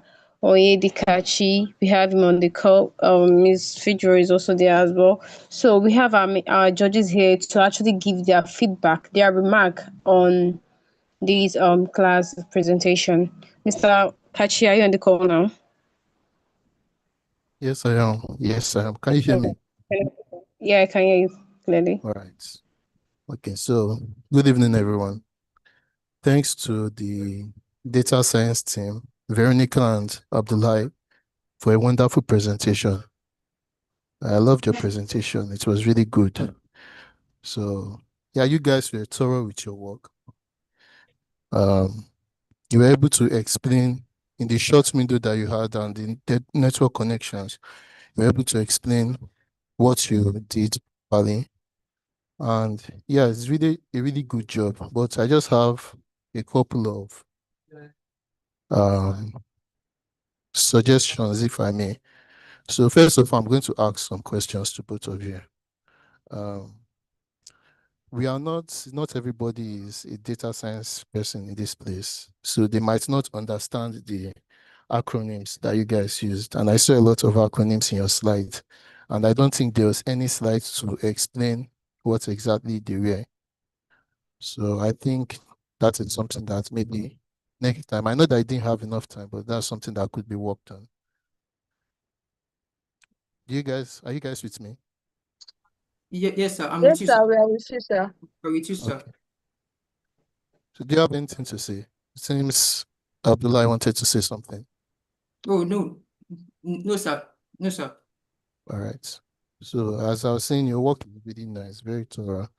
Then secondly, I just have I didn't understand your presentation about I need you to come back about the oil formation volume factor versus pressure. So can you explain the graph that you have there? It's on for the oil formation volume factor versus the pressure. Can you give just a quick explanation of what you have? Okay, dear George, sorry, I have their database here, so let me call on one of the students to do that. Okay, It's that's okay. Wanchuku Chinedu Simeon. Eh? Is he on the call? Jesus, who is that person? One chuku. I don't know, somebody was shouting Jesus. Is the person scared? The person will not be able to answer the question. Wanchuku Chinedu, is the person on the call? Okay, since the person is not on the call, is there Jesu Tufumi? Jude, is he on the call? He or she? Okay, not on the call. Is Emmanuel Ife on the call? Okay, not on the call. Um, Monday Bright, are you on the call? Okay, I will call the last person now, and that will be a dash for data science class. Is no, you don't need to raise your hand. Thank you. It's Eze Fortune. Is the person on the call? Eze Fortune, are you on the call? Okay, so at this point, data science, they were not available for their presentation. George, you can decide on that, please. Thank you. I can see that most of them are not on the call, but we still make the decisions. But about that slide, I just need clarity on that. So if you guys can explain, what was the result for the formation volume factor against pressure? Anyone?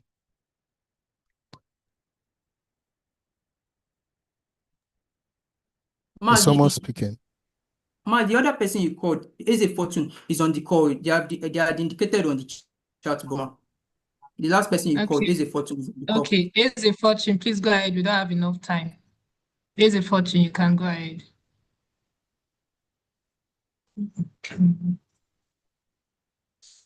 Okay, said his phone is sorry, his network is lagging. So who is going? Last chance. Who is going? Yeah, I raised my hand. That's data science is my group. Can I answer the question? Please go ahead. Yes, you can go ahead. Good evening, everyone. So for the BO versus, which is the oil formation volume factor versus the pressure. So for the results, the oil formation volume factor got to its maximum at the bubble point pressure. So higher than the bubble point pressure, we experience a slight reduction because above the bubble point pressure, that's on a single phase. We have just oil. So below the bubble point pressure, we can see that it was gradually reducing. So our oil formation volume factor was gradually reducing. This shows that gas was already from the oil, right? So as the pressure was reducing, we have gas evolving, which like a two-phase region below bubble point pressure. So the formation volume factor was reducing as well. So thank you. I don't know if that answers it. Now that answers it. Thank you very much. So let me reiterate the good points. You guys, your presenters were awesome. Your slides are wonderful. And your presenters within the short window, they were able to present properly. But for this, I just have something to say. So for that question that I asked, you said that the oil formation volume factor increases, then gets to a maximum when it's at when it's at the bubble point, then there's a slight decrease. Is that right? I see. Yes. Okay. Okay, beautiful.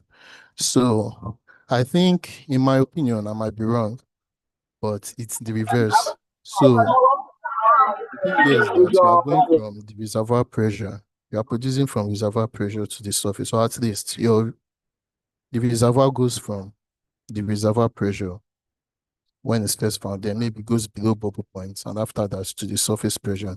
So basically, the pressure from the reservoir to the surface decreases. So you will have a better understanding if you had started, in my opinion, if you had started your graph, the pressure starting from maybe 5,000 psig to 0. Now, why is that important? If you should have started it like that, you'll notice that what you call a slight decrease is actually a slight increase in the formation volume factor before you get to the bubble point. And as soon as you get to the bubble point, the formation volume factor starts decreasing a lot till you get to that low pressure. It starts decreasing a lot. So while you are above the bubble point pressure, know that at the bubble point pressure, that's where the first gas comes out of solution. So when you are above that pressure, so far you do not get to that bubble point pressure, there is no gas coming out of solution. So your oil formation volume factor is still basically the same. Like there's no much difference because there's no gas coming out of solution. So you have like the same volume as the reservoir under the surface. But once you start reducing your pressure, below the bubble point pressure, all the gas that is in solution comes out. So basically, when your oil gets to the surface, it's going to be at a much lower volume because all the gases, all the liquids that were liquid, everything that was liquid at the reservoir, those high pressures, have started decreasing once they get to the surface because they are now below bubble point pressure. So in my opinion, and the same applies for all your other graphs. All your other graphs, they are good, but you won't get the right insights if you should take it with increasing pressure because you are trying to simulate reservoir to surface conditions. So that's all I have to say. Thank you. Good work, guys. You did great. Thank you, sir. All right. Thank you, sir. You guys could hear me. Thank you, sir. Did anyone hear what I said? Yes, sir. Thank you, sir. Right, all right. Thank Yes, you. sir. Thank you, sir. Thank you so much. Okay, shortly we'll be moving over to the next judge, Mr. Ajibrade. Please, you have the floor, sir. Okay, yeah. Really nice work. I really appreciate the interpretation part. Like, one thing that is really important is not just to throw numbers and equations, but actually to explain that I really understand what is going on, understanding the drives and all that. And I mean, of course, the input for material balance generally is usually your production data, your PVT data. Without that, you cannot have a material balance. That's all right, but it's good that you guys went through all of those workflow. And I also agree with Kachi in the other comments. The only question I will have to ask is, can you point out at what stage data science was used here? because I was expecting some model or something like that. So where can we point out maybe where data science has been applied, which in where how did you guys apply data science and where did you apply that?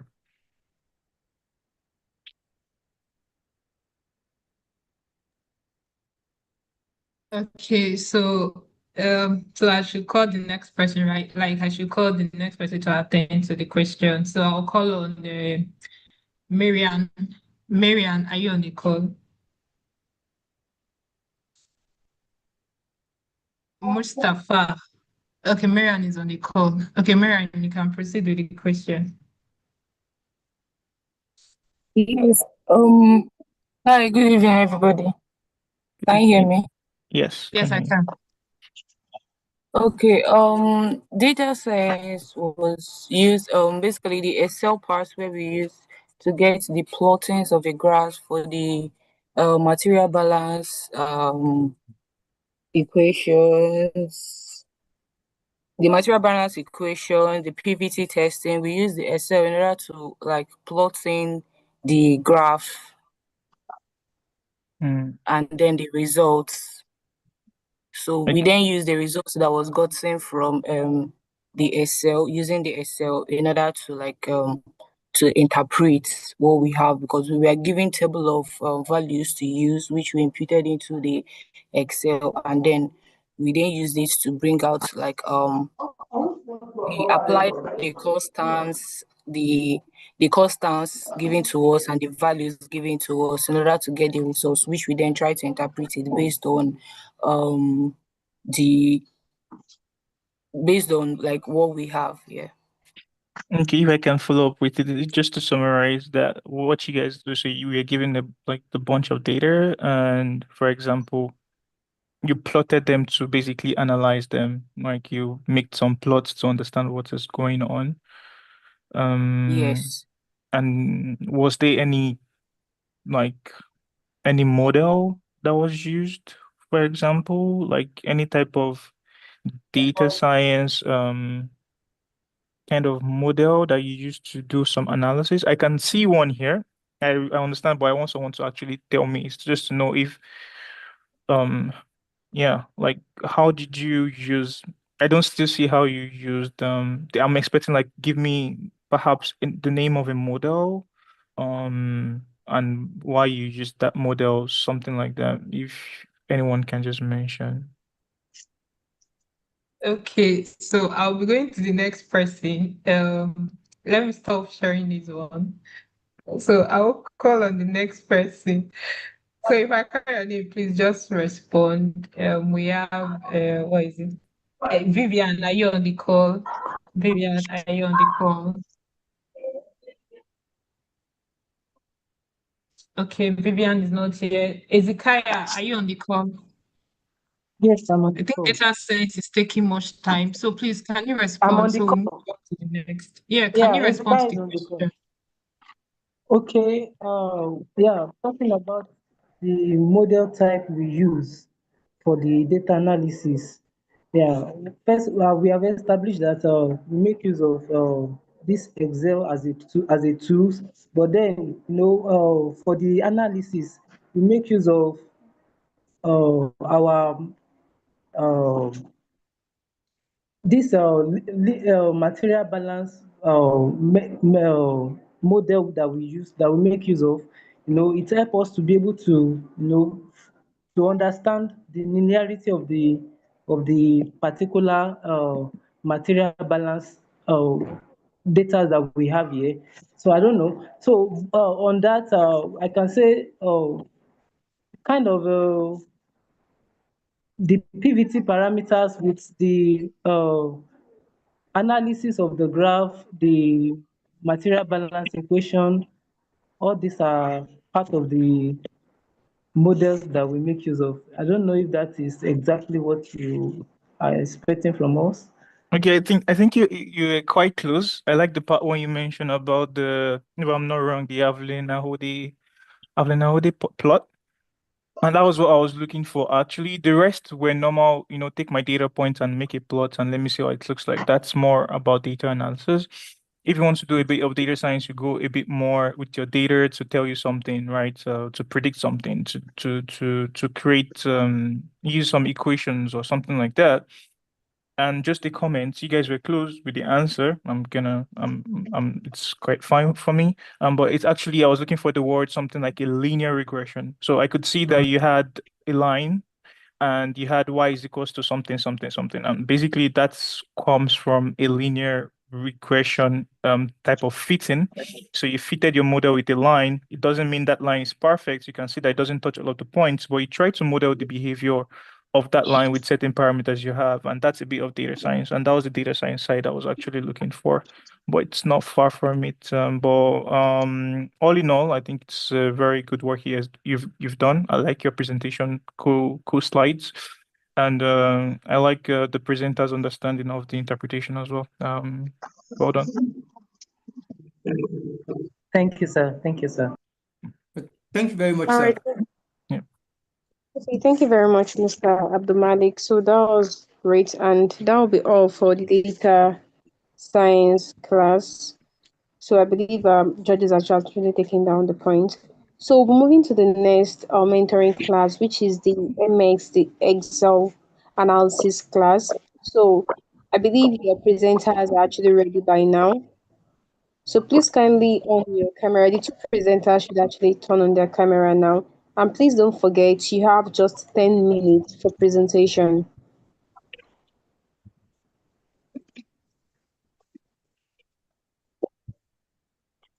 Yeah, the Excel presenters. Yeah.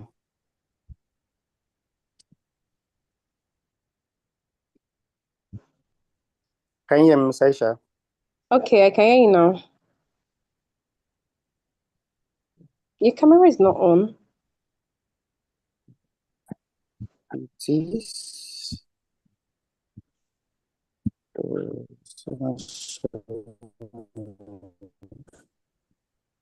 That is Can you see me, right? me? Okay. Okay.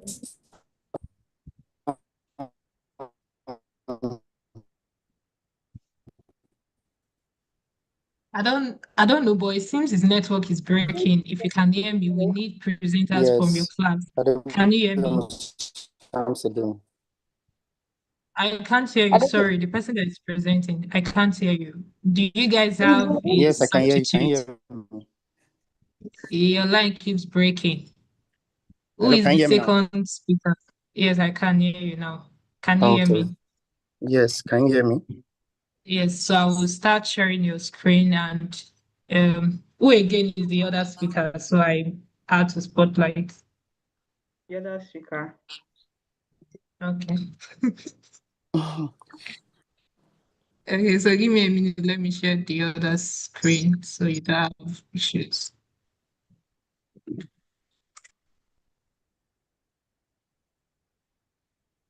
Okay, please confirm you can see my screen.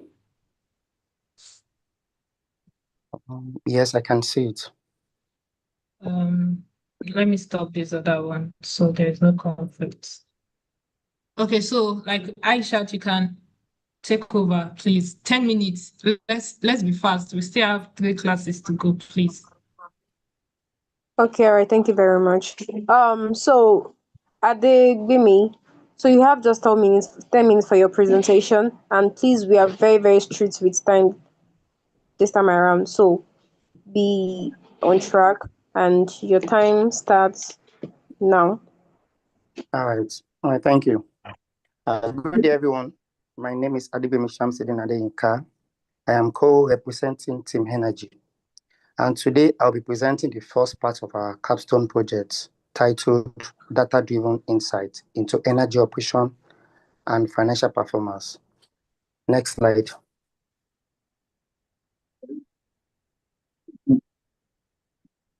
Next slide, please. Okay. Our this presentation outline, this shows what our slide contains. Next slide.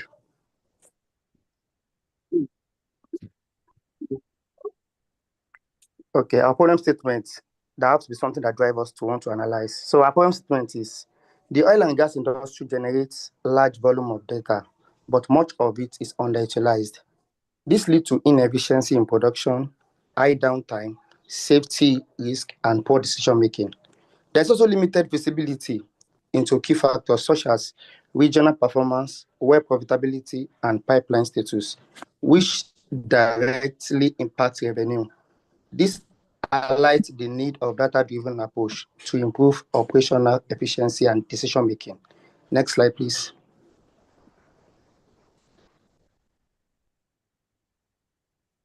Next slide. So our objective, to address this problem I mentioned earlier, our project focused on analyzing operational and financial data across region and well types. We cleaned region and well types. We cleaned and transformed data sets using Excel and Power Query. We performed exploratory analysis and built an interactive dashboard. The goal was to generate insights on production, revenue, safety to support better decision making. Next slide. So here now you can see our data overview. I will just have to summarize it because of time. So the data set is a simulated oil and gas operational data set. It includes production data such as well output and type, cost and revenue data, time-based record and operational metrics. Operational metrics like downtime, safety, incident, and pipeline status. In total, the data set contains 18 rows. Sorry, I can't see your screen again, Mama.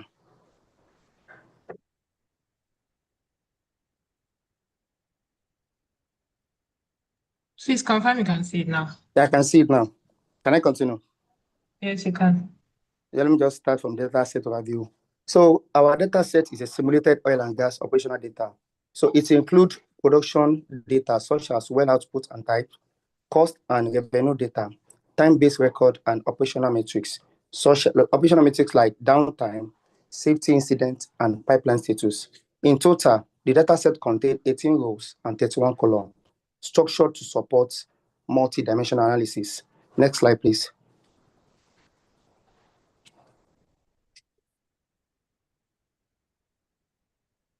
So the data we got is a messy data, so we have to do data cleaning. So during for we to do the data cleaning, so we do data preparation. We use Excel and Power Query to clean the data set. This includes removing duplicates, fixing error, standardizing format, and preparing data for analysis. Next slide, please. Now we move to the data modeling section. So we structure the data using the star schema model of central facts table and supporting dimensional tables. The fact tables contain key metrics like production, revenue downtime, and safety incident, which while dimension table such as region, well type, data, and shift provide context. These tables are connected using one-to-many relationship in Power Pivot, enabling efficient filtering, analysis, and dashboard creation. At this point, I would like to hand over to my colleague, Matilda, who will take us through the dashboard, key insights, and recommendation. Thank you. Matilda, please, you can take on for here. Okay, thank you very much, Adigbemi, for that insightful presentation. For my end, I would like to take you on a journey on our dashboard. So this dashboard analyzes the operational financial performance across 5 regions. So we have 2 wells in Nigeria. And let me just tell you, these wells are called Lecture Hub oil wells. So we had 2 wells in Nigeria. We had some wells in the UK. We had some wells in Algeria. And we also had some wells in Ghana, which is the Gulf of Guinea. So we had five regions covering 30 production Next slide, wells please. in 2023. We also have 4 KPIs that drive the profits, the total revenue, the net profits, the total safety accidents, and the total production volume for across all our oil wells. From our first chart showing you, we can see that Niger Delta had the highest revenue, though they had the highest safety incidents and they had the highest downtime, because let us say the truth, for more production, you have to attain more cost of safety risks and more cost of downtime due to maybe man labor. So for our next chart, which is the line chart, we saw that January had the highest production and and March had the lowest production. So from our safety record, across all shifts. We noticed that the morning had the highest weeks of safety performance. That means in the morning there was high risks of accidents, maybe due to changeover gaps from the workers, or maybe due to the hectic work overload during the daytime. So from our chart, you can also see that though Gulf of Guinea and Sahara Basin didn't really generate a high revenue, but they were also able to bring down their downtime. They did not have any non-productive time, and they also did not have any accidents. They had a very low percentage of accidents. So for our well type of profitability analysis, we can see that it was the offshore that produced more revenue for all our oil wells.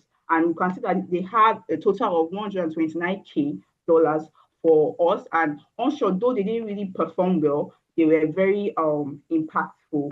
So I can say now our pipeline percentage status. So we had pipelines running from the rig to our refineries.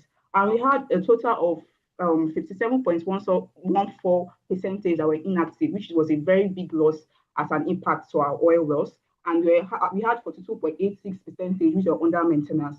So this dropped our revenue because how will we have a pipeline running from the rig to our refineries and we're not working well? So to summarize our dashboard, I will say that Niger Delta led a total revenue of 4.1 million, while monthly production remains consistently stable at 157 barrel, and offshore wells outperformed onshore wells through all the oil regions. Then the money shift records had the highest safety incidents by count, that is 10. Then notably, a significant portion of pipelines are either inactive or under maintenance, posing a Thank revenue. you. Thank you. Thank you. Very Thank much. you. Thank you. Yes. Yes. You guys want to tell us sweet story and allow us forget time. No problem. So I don't know if I should share the judges. Do you want me to share their dashboard or we judge them based on what they present to us? I mean, I think this perhaps represents it. No, I think I get the whole gist from the dashboard. I'm okay with what, like, based on the information. If this is what was submitted, then we should use it. Okay, no problem. Thank you. You can go ahead, please. Okay. Let me just very nice presentation. I appreciate your data storytelling, if I could say that, which is something that's really important, using data to actually tell a story, which is very important when you do data analysis. My question, so I have a couple of questions, but because of time, one of my questions is going to be on your data cleaning. So how can you take me through your data cleaning process? And for example, you guys said it was messy. So what did you mean by it being messy actually? What were the things you did to make it not messy? And the second one is going to be on your data modeling. If you did a sort of data model in your Power Query, if you can tell me how you identified your primary key. Yeah, for now, I'll stop at that. I have a couple of other ones, but so I don't say a lot and you don't get them, so it's better I just ask these two questions first. Okay, thank you so much. So let me call the roll call. Let me do the roll call. Do. So can we have Abigail? Is Abigail on the call? Abigail Abubakar. Voila. Okay, she's not on the call. Do we have Shile Tam Amara? I hope I got the name correctly. Do we have Amara on the call? Okay, do we have Temitope on the call? Ogunlowo Temitope. Okay, I think I will call the last name now. I usually call four names. Do we have Victor Etim Insan? Do we have him on the call? Okay. Yes, it's on the call. It's on the call. Victor, Who please. is on the call, please? Please, no time. Please, no time. No time. Who is on the call? Can any other person that is on the call just answer? Raji Miriam is on the call. Do we have George Gift on the call? And the very last, I'm very lenient with you guys. The very Rajimaya. last name. Do we have Rajimaya. Onyinye Yeah. Promise on the call? Yes. Yes, she's on. Okay, so Alhamdulillah. please go ahead.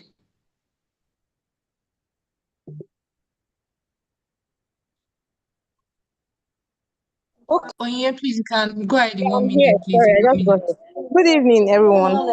So Good evening. I will answer the question to how our data was cleaned and how take it through the process. So according to the data analysis, we have different sector. We have the oil prices, we have the production volume, and just different stuff like the well type. For I can give an instance using the well type. If we can go back to our capstone project, most of the times when the data comes, they are messy in the sense that sometimes you can have onshore and sometimes the names that are written are not well arranged, they are not well represented. So most of the time you want to arrange them accordingly, or maybe put the names, or maybe the regions are not well arranged, you can as well arrange them to be accordingly. So and we can clean this data through when you click on the um the particular region that you want to clean, you right click, then we need to change the names to a normal name, like to the right names that we want to use. Maybe we can decide to use just 3 letter words or just a particular number to identify our data. So when these data are messy, it makes the work look rough. But for someone who understands what he or she is doing, we arrange this data, and even our dates, we put them either sometimes when the dates come, it comes with figures, and sometimes it comes with text. So we want to change this text by moving those January and February dates year with to numbers, so that we'll be able to identify them when we see them. So for like I said, I was giving instance for our well type. So for the well type, when some of the times when it comes in different arrangements. Some are capitalized, some are not capitalized. So what we do is that we capitalize them according to how we want it by representing them in a clean space. I don't know if that is what the question is, or maybe if I've answered that question. Yes, you've answered it very well. Very well, thank you. And the second question on the data modeling. Oh, Sorry, please, can you ask the question again? that was how did you identify your primary key? Okay, Onyinye, you are done with your own question. So let me call on the last person to respond to that question. Do we have unique worry? Okay, Unique no, is no, there. no. No. She will not answer. She's your what do you call it? Your moderator. Yeah, she can't answer. Okay, so do we have No, I'm not. do we have Grace? Unique is not the moderator. Unique is not a moderator, he's a student. Okay, yeah, go ahead, Unique. Unique, go ahead, please.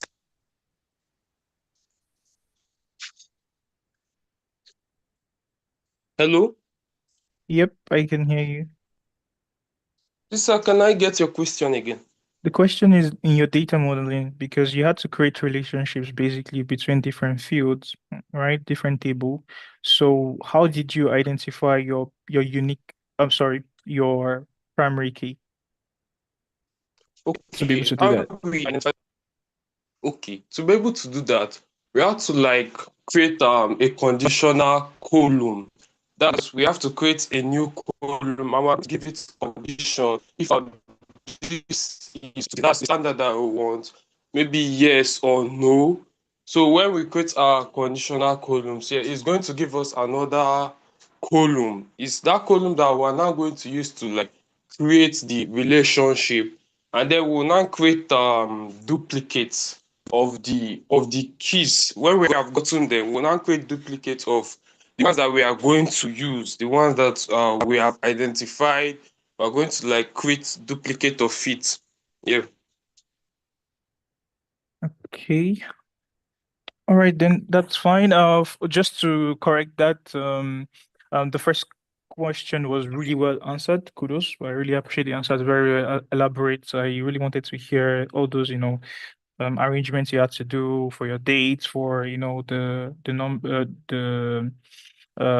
correcting the wordings and all that. Those are things you see in actual data that you have to correct. You have to clean before you're doing an analysis.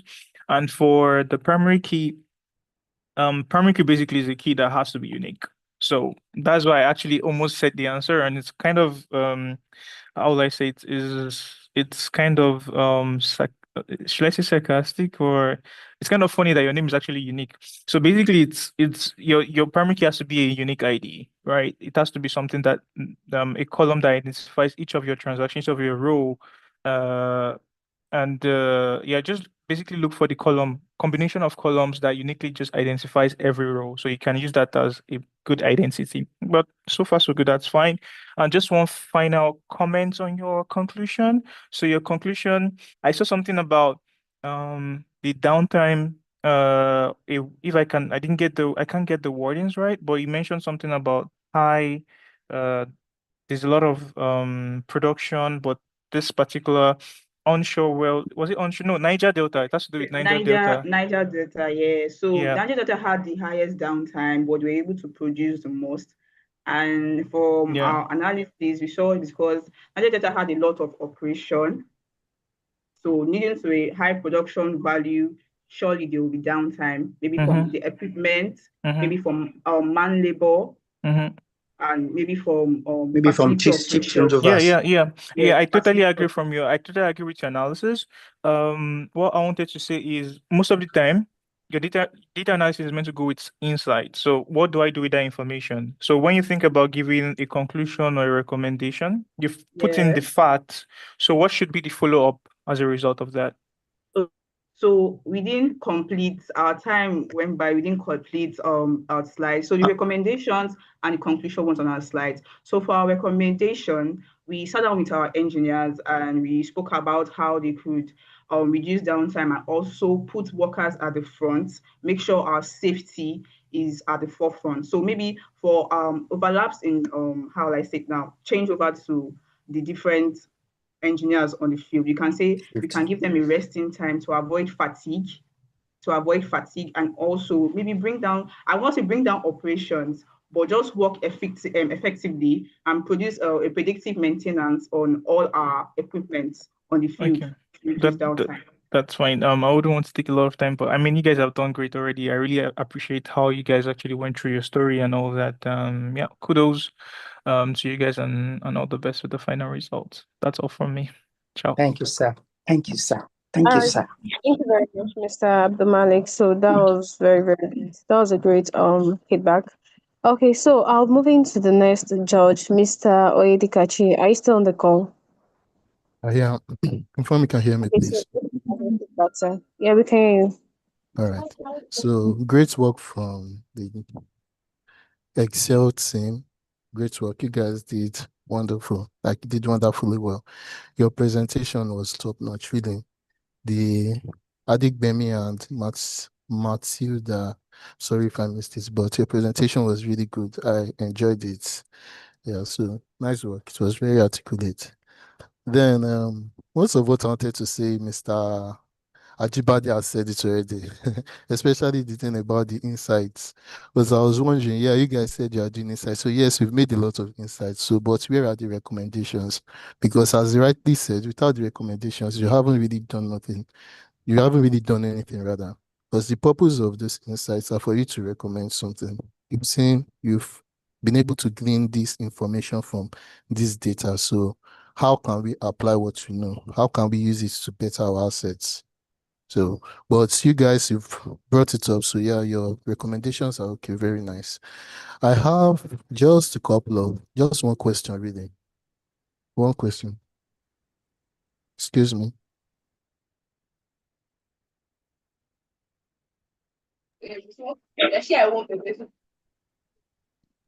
Sorry for that. So yeah, my question.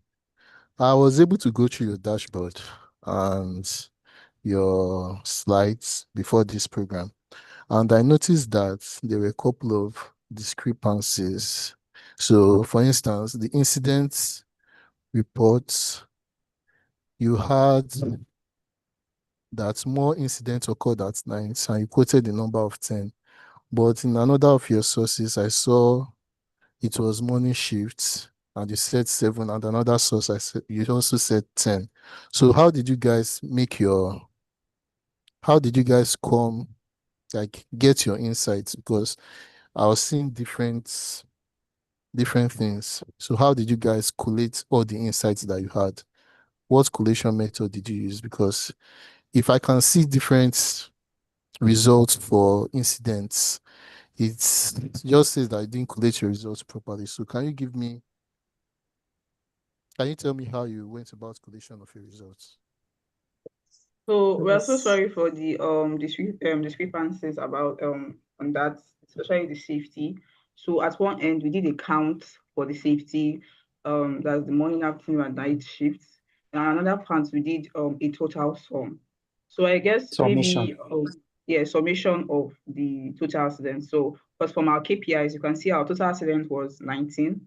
But if we do a count, we had 30 operations in 2023 from our oil fleets. But if you do a count, that's the count of the shifts, safety shifts, or safety accident shifts, you see that it was 30. I think 14, 9, and 7. Then the other one was I think 10, 7, and 2. Yeah, that is a count and a total and a summation for the safety accidents.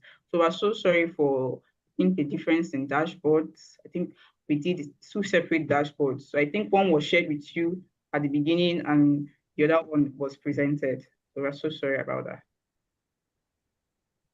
I'm guessing that, as you said, maybe whatever data reduction method that you used just didn't tally.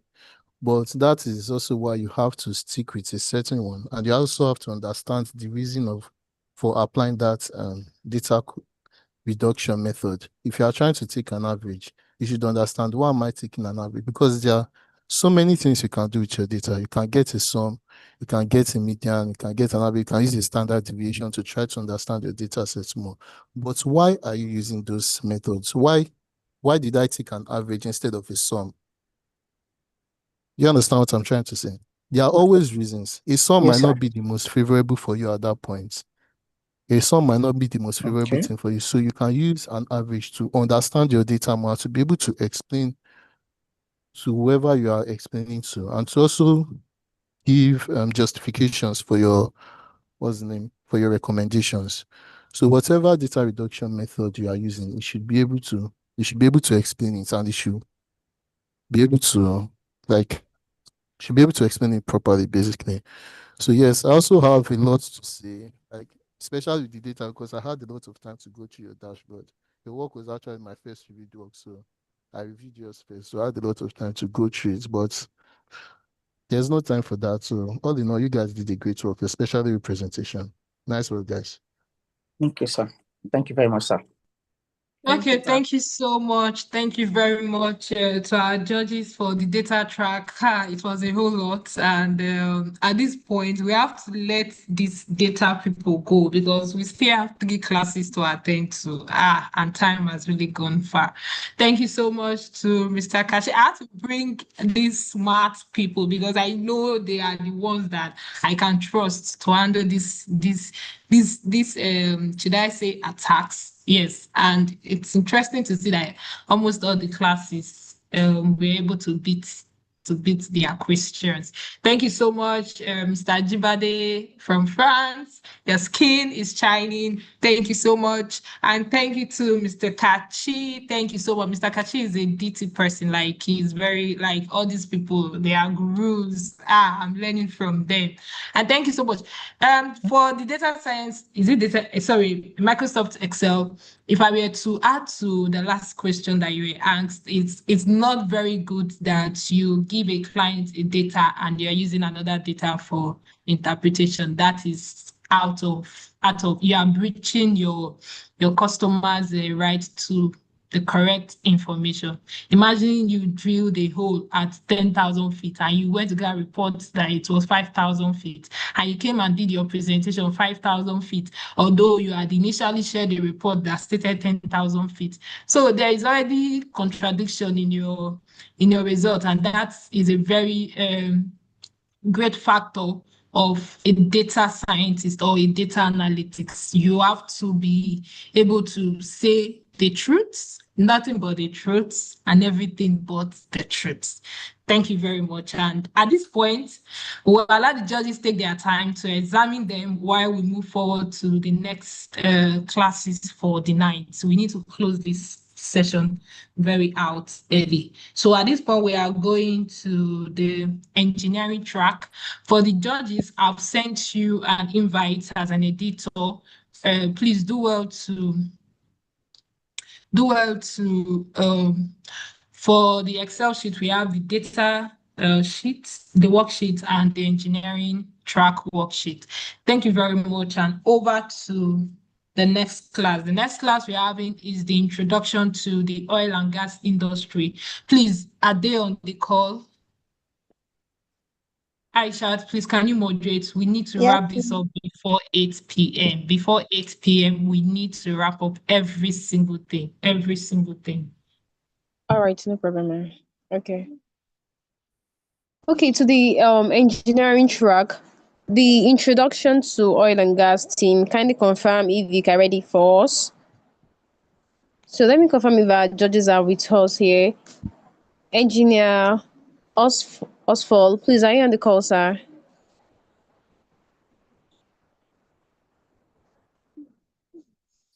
Engineer Osfall, are you on the call?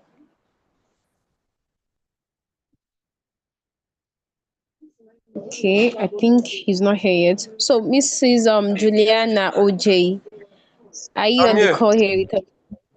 Okay, Engineer Osfall, oh, thank you very much. I'm glad to have you, sir. Miss Juliana, are you on the call, ma? Yes, I'm on the call. Thank you. Okay, all right, thank you, ma. So, Mr. Chidoze, good luck. Are you also here, sir?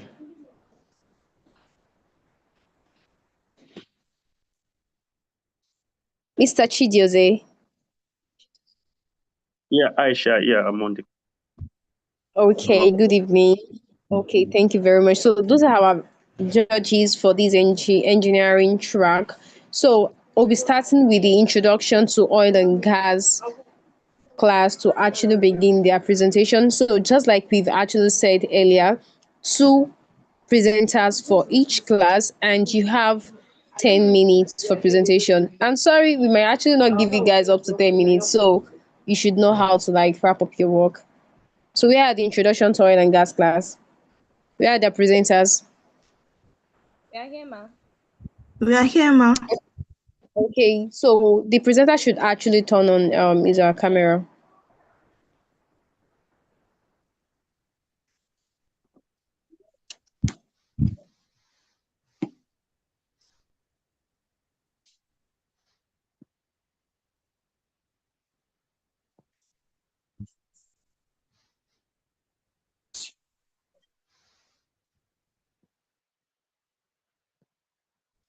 Okay. So you guys can start now. Can proceed. Yes, you can. Your time starts now. Good evening, everybody. Please confirm if you can hear me. Victoria, your voice is actually down, so can you try to speak up? Okay, what about now? Can you hear me more audibly? It's fair, but I'll prefer it to be louder than this. Okay. Good evening, Ma. Good evening, our mentors, our judges, our fellow mentees, and every other person on the call. It's a privilege to be here. So our topic for our capstone project is the industry life cycle. Basically, we'll be talking about all that the oil and Hi, gas. Victoria, please, if you Victoria. can hear me, you need to speak out. I can't hear you. I can't hear you at all, at all. Okay, ma. Good evening, ma. Can you hear me clearly now? Am I more Yes, I audible? can manageably. Yes, you are a little bit better. Okay. So I was saying that for the oil and gas, I'm I'm sorry. I was saying that our topic for the Capstone project is the industry life cycle, and basically we'll be talking about what the oil and gas industry entails. So, the oil and gas industry operates as a complete system that takes hydrocarbons from deep underground and transforms. Please, sorry, can you go to the next slide since we don't have much time? The next slide, please. Ma'am.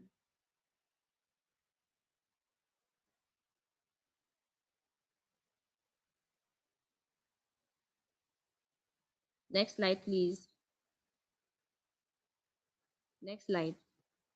Okay, this. Thank you, ma'am.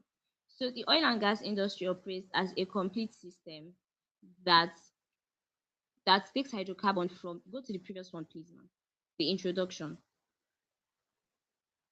That takes hydrocarbons from deep underground and transforms them into usable energy products like petrol, diesel, gas, and the likes. So, what we'll be talking about is everything that has to do with taking hydrocarbons, which is our crude oil or our gas, from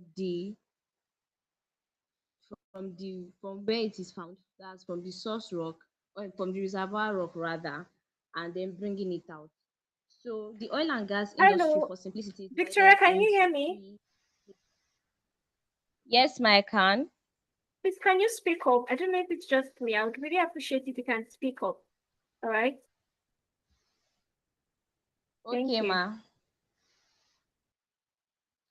All right. So I'm actually doing my best to be audible enough. I don't know how else to speak, but I don't know if you can hear me better now. I can hear you Ma, when you can say, you hear me "Can you better? hear me?" I can hear you now, though it's still low. I would appreciate if you can do more than your best. All right. Okay, ma. All right. So I was saying that the oil and gas industry is divided into three major sectors for simplicity, and that's the upstream, the midstream, and the downstream. So quickly, we'll be looking at these three major sectors. For the upstream, it involves basically exploration and production. And what's exploration? This is the process of finding prospective or potential reservoir rocks. This is when we do geographical surveys to identify potential reservoir rocks. And our reservoirs are our natural storage for hydrocarbons. Hydrocarbons are formed from source rocks, and then they then migrate to the reservoirs, and we then do geographical survey, identify these potential reservoir rocks. Now, you cannot be so certain that there is hydrocarbon or there's oil and gas in a certain reservoir until you have drilled. Drilling is that final phase to give you the assurance that yes, there is oil here. So drilling is you boring a hole down into the earth to reach the reservoir. You are trying to reach the reservoir by boring a hole into the earth, and then when you get to the reservoir, you can now confirm that okay, yes, there's oil here, there's gas here. Then after you have drilled and you have gotten to the reservoir, you then produce. Producing is you bringing out the oil and gas from the reservoir. It's you bringing it out. And then we have gathering. Gathering is you collecting this oil and gas from the different from your reservoir rather. After you brought it out, then you then gather it, and this leads me to the midstream. Midstream is majorly storage and transportation. You are transporting the oil and gas that you got from the reservoir. After you have produced it, you've gathered it, then you transport it to a temporary storage tank. Now, from here, you then transport it. You transport it through pipelines from the drilling site, and from the drilling site you transport it through pipelines to a storage tank. Now, from the storage tank, you then transport it to processing and to where to be processed and refined. This then leads me to the downstream. Downstream is majorly concerned with refining, marketing, and distribution. Now, what is refining? Refining is simply you breaking down, or let me say processing your crude oil via fractional distillation. Fractional distillation is a process whereby you separate your crude oil based on their boiling points. After you heat it, they then vaporize. Based on their boiling point, they are then collected at different trays. That's what fractional distillation is about. So after you refine it, you now get your different products like LPG, that's your liquefied petroleum gas, which is majorly methane. You get your gasoline, you get your diesel, jet fuel, lubricants for oil, kerosene, and the likes. Then after that, you proceed to distribution. Distribution is when you send out your processed crude oil, that's the product that you get. Now you then send it out to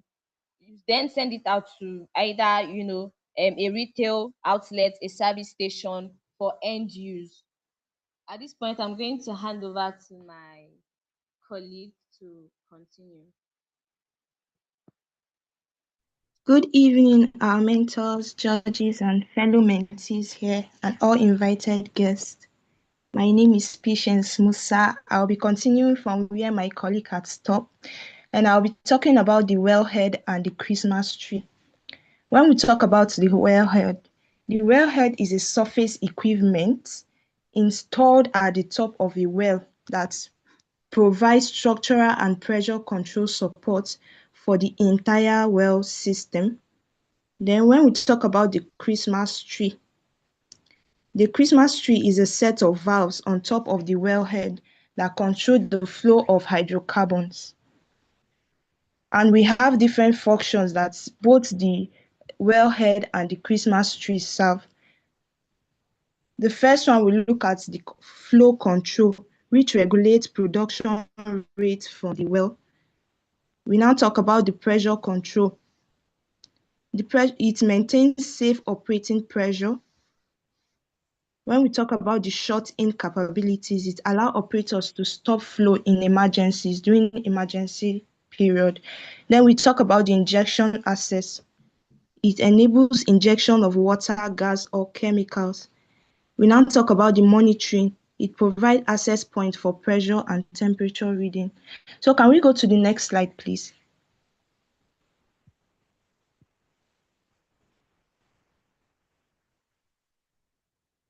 So if we can see from the picture here, we have both the Christmas tree and the wellhead. And we saw that the Christmas tree is being placed on the wellhead. So we now saw different components attached to it. We saw the swab valves, we have the choke, we have the T-cap, we have the pressure gauge, and each of them serve different, they all have their own special way of helping transport the oil or movement of the oil. Can we go to the next Okay, one? thank you So very much, Peter. So your time is up. Thank you very much. That was a wonderful presentation. Thank you to the intro to oil and gas class. That was amazing. So I'll be handing over to our judges, which I'll begin from engineer Aisha, Osfall. Is sorry, can I evaluation. recommend? Is it possible that we take the comments after all the presentations? Okay, Is it the okay comment with the should be after. judges? Yeah, is it okay with the judges? I need to confirm if they are okay with it. Okay, engineer Osfall, Miss Juliana, Mr. Chijoze, are you okay with that, sir? Ma'am. Okay, from my end, okay with it. I'm okay with it. Okay, Miss Juliana, are you okay with that, ma'am? All right, it's fine. Okay, no problem. Thank you very much. So we'll be moving forward to to the next mentoring class, which is the process That we engineering. already have on our archive. So people that were volunteering on those subgroups are supposed to go into the archive and get content related to the subgroups that they are volunteering with. I think the next class is Aspen ISIS, right? Yes, that's process engineering. Okay. Videos that are going to get from the people Process in might charge be on. subgroups for the day sponsoring. Okay, so once my screen comes up, please let me know. Okay, ma'am. Yeah, the people presenting for Aspen ISIS. Yeah, ma'am. Okay, please kindly turn on your camera. Please, kindly. Okay, you guys have just 10 minutes for your presentation. Our two presenters are.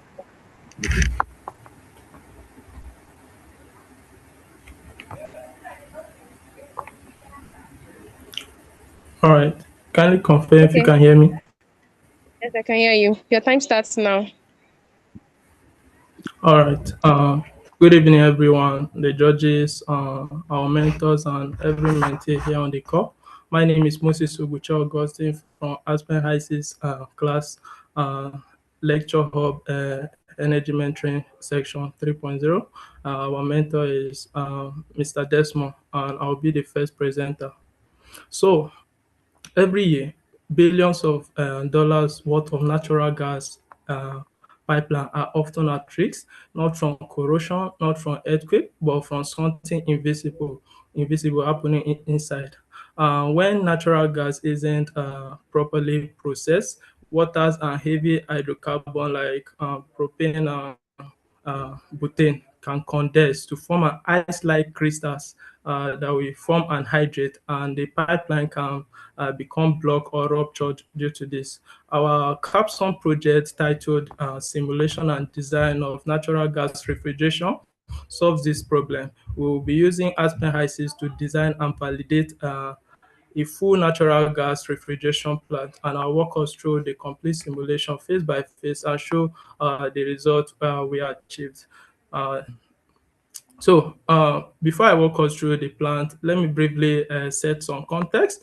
Aspen HYSYS is actually an industrial standard process simulator using oil and gas industry for processing for gas processing company.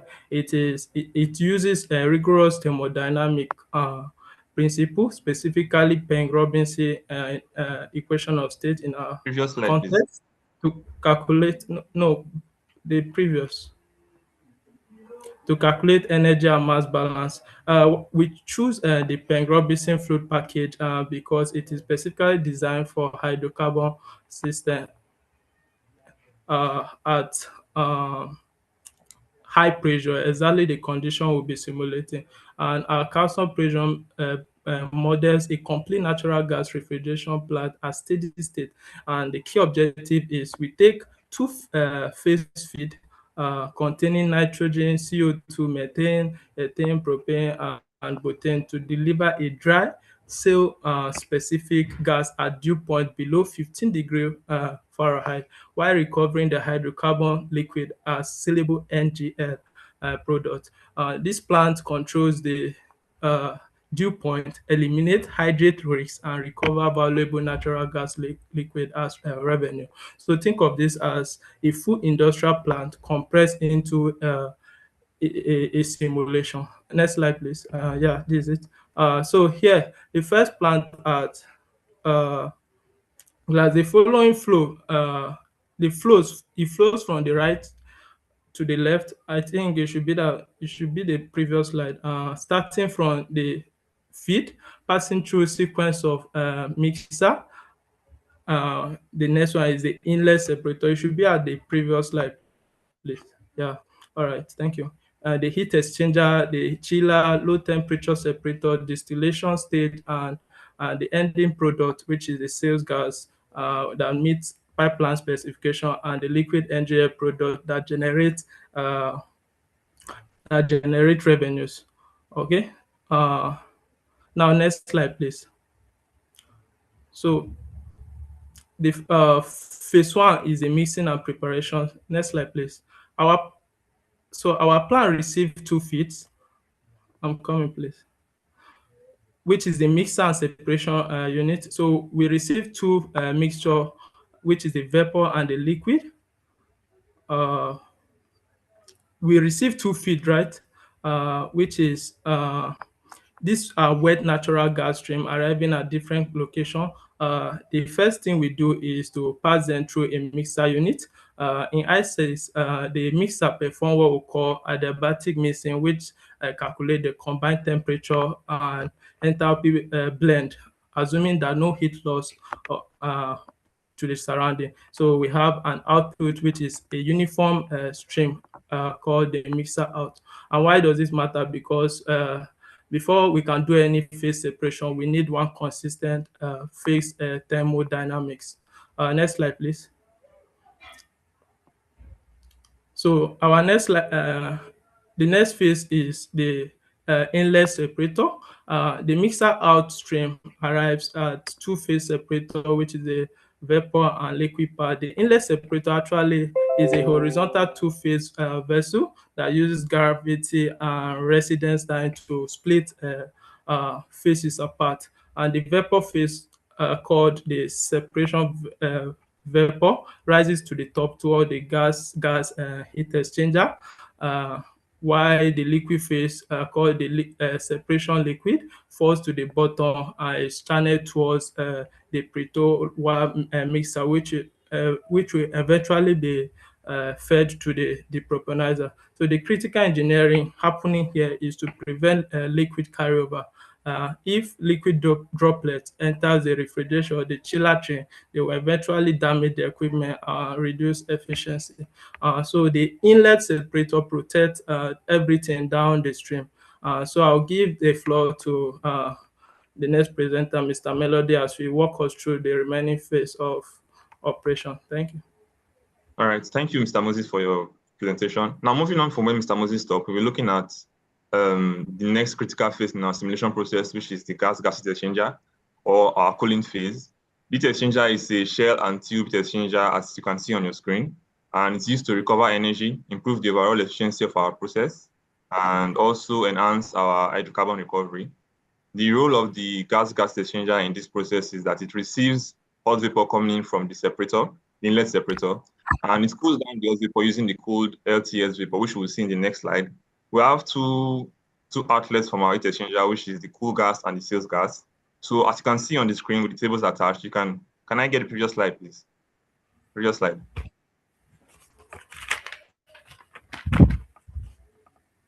Previous slide.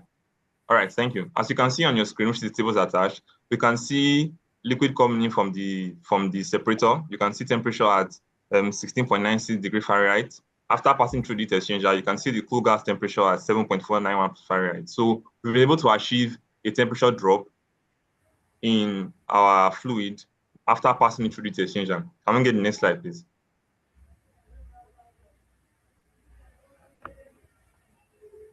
Now, the next unit in our simulation is the low temperature separator, which is also the LTS. The LTS this is a 2-phase separator that performs the final vapor liquid separation after the gas has been deeply cooled in the heat exchanger and has passed through the chiller. The LTS received the chilled 2-phase stream from the heat exchanger, which is the cold gas that we are seeing there, and it separates the condensed liquid at low temperature, sends the dry cold gas to overhead LTS VAP, which can be seen as illustrated there. And it also routes the liquid because it has separated the liquid from the gas. The gas goes up overhead through the LTS VAP, and the liquid goes below through the LTS liquid. And now it routes the liquid down to the Pretoa mixer. Can I get the next slide, please?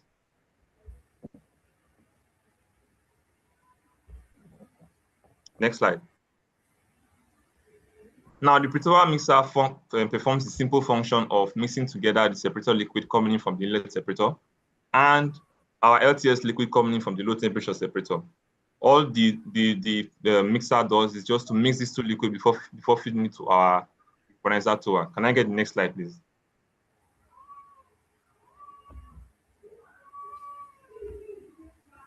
Now, the condenser column, which is the final stage of our simulation process, is used to separate propane, which is, sorry, previous slide.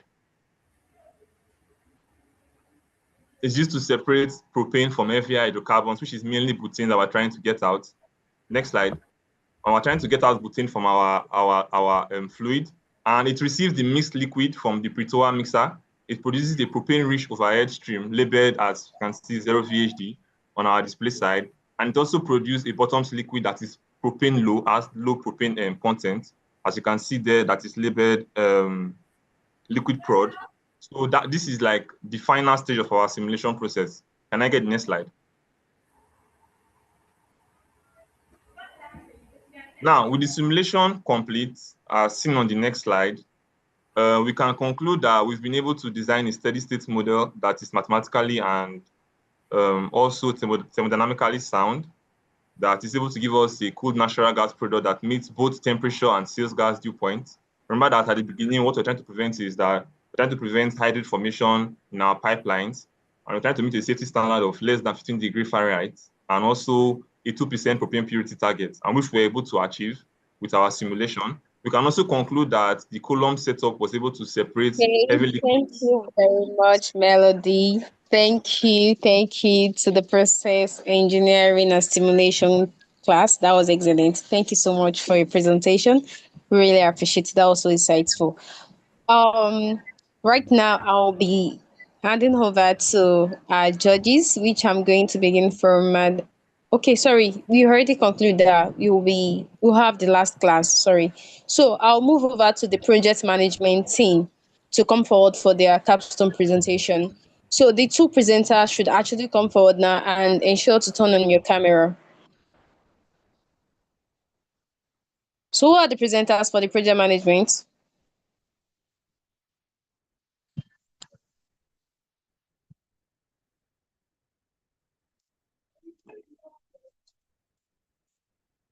We are here. We are here now. You guys are here. You guys are ready. Okay. Please hold on for your slide to come up. Miss Fedra,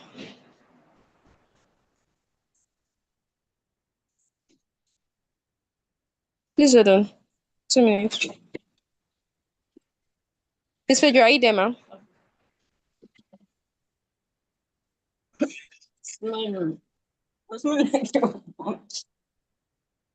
Sorry, please hold on.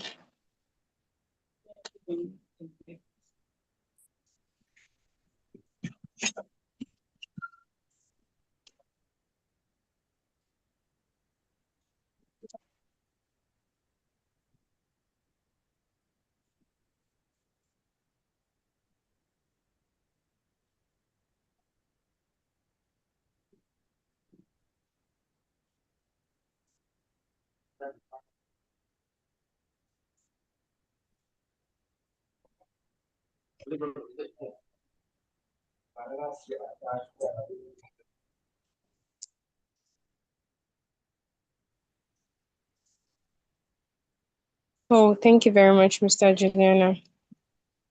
Oh, thank you very much. Okay, Moses, you can begin your presentation now.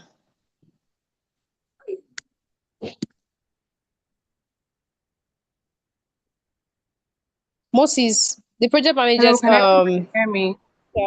yeah, I can hear you, ma. Okay, you're calling Moses, so I just want to be sure who you're speaking to. I thought he was the one presenting now. Okay, that's a Livingstone, right? Okay. Yes. The presenter can start. Okay, you start now, please. All right, good evening, everyone. My name is Iberibu Ogechi Goodness, and with me is Michael Livingstone. Together, we'll be presenting our project on gas line reduction. Hello. Yes? I can't see you. I need to spotlight you. I can't see you. Whosoever that is speaking. You can't see me. No. I can see myself. Oh. There's no light, but I can see myself. I'm using like I mean, even though I can't see your face, like I can't pinpoint your name, like the person speaking. Okay. Now I get what you're saying. My name is Iberibu Ogechi Goodness. Ma, did you hear me now? Don't worry, I'll find you. Iberibu Go Ogechi. ahead. You can proceed. Okay. So our mentor is Mr. Ofulu Anthony, and we are members of the project management group. Please, next slide.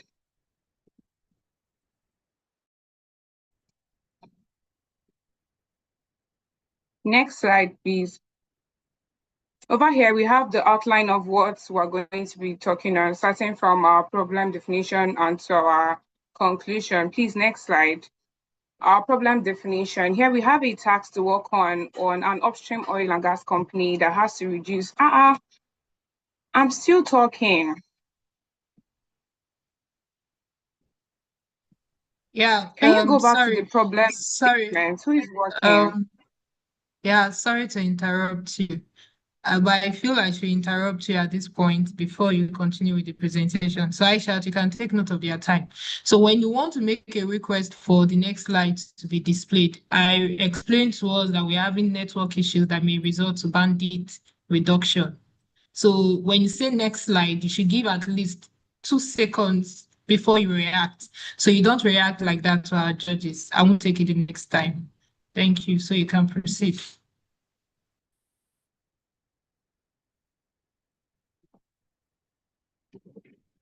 Sorry, Ma, can you hear me?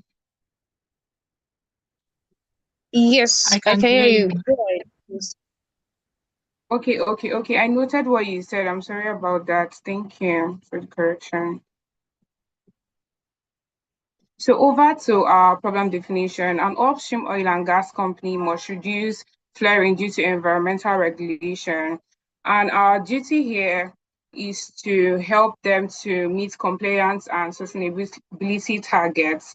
And the aim is basically to reduce flaring by 70%. This company currently, they flare about 25 million standard cubic feet of gas daily. And this currently leads to about 4.5 million tons of CO2 emissions annually, as well as $15 million revenue loss, and also over $18 million in regulatory penalties. So we aim to help this company to reduce their flaring by 70% within the next 3 years, thereby cutting these emissions significantly and recovering about $10.5 million in gas value, as well as saving over 12.77 million in the annual penalties. Please, next slide.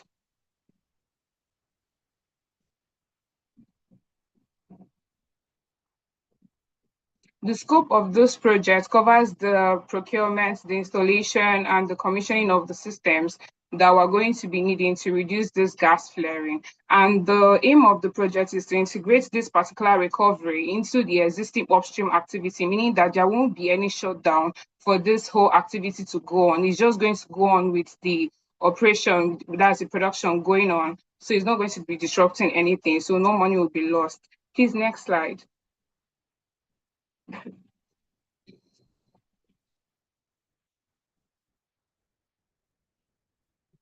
So over here, we have our schedule, which is more like our WBS, our work breakdown structure. Here, we've broken down to the company what we're going to be doing for them. This project is estimated to last over the span of 6 months. So we've broken down, we use Monday.com software to be able to develop this. This is just to basically show, distribute duties to our engineers that are working with us. And also over the first month, we're going to be focusing on data collection as well as the engineering design. For the second month, we're going to be engaging our vendors as well as procuring the materials that we need. In the month 3, we're going to be preparing our sites, as well as in the month 4, we're going to be focusing on installation, and it will span over the 5th month. And then in the 6th month, we're going to be testing and commissioning all of these systems that we've integrated, and to test and see that it's working before we do our project handover to the company that hired us. Please, next slide. This our budget, which is also like the highlight of this whole project. This budget covers the design, the procurement, the installation and commissioning of a vapor recovery unit, which is the VRU, as well as the flare gas recovery system. These two equipments and systems, they are basically going to help to capture this gas and reroute it for use so that this gas, we're no longer going to be flaring it. Remember that the actual issue is that we're trying to reduce the environmental impact of this gas that is being flared. So we're going to introduce these systems to help to capture this gas and then redirect it for much better use other than flaring it and affecting the environment. So over here, we have the total capex as $15.8 million and our annual operating expenditure as $1.2 million. The interesting thing about this whole costing is that the investments that we're going to be putting in, that's the money that they're putting in, we're going to be getting it back in over a span of 1 year. And also meaning that we're not going to take so much time to recover the money that was invested into this whole operation. Please, next slide.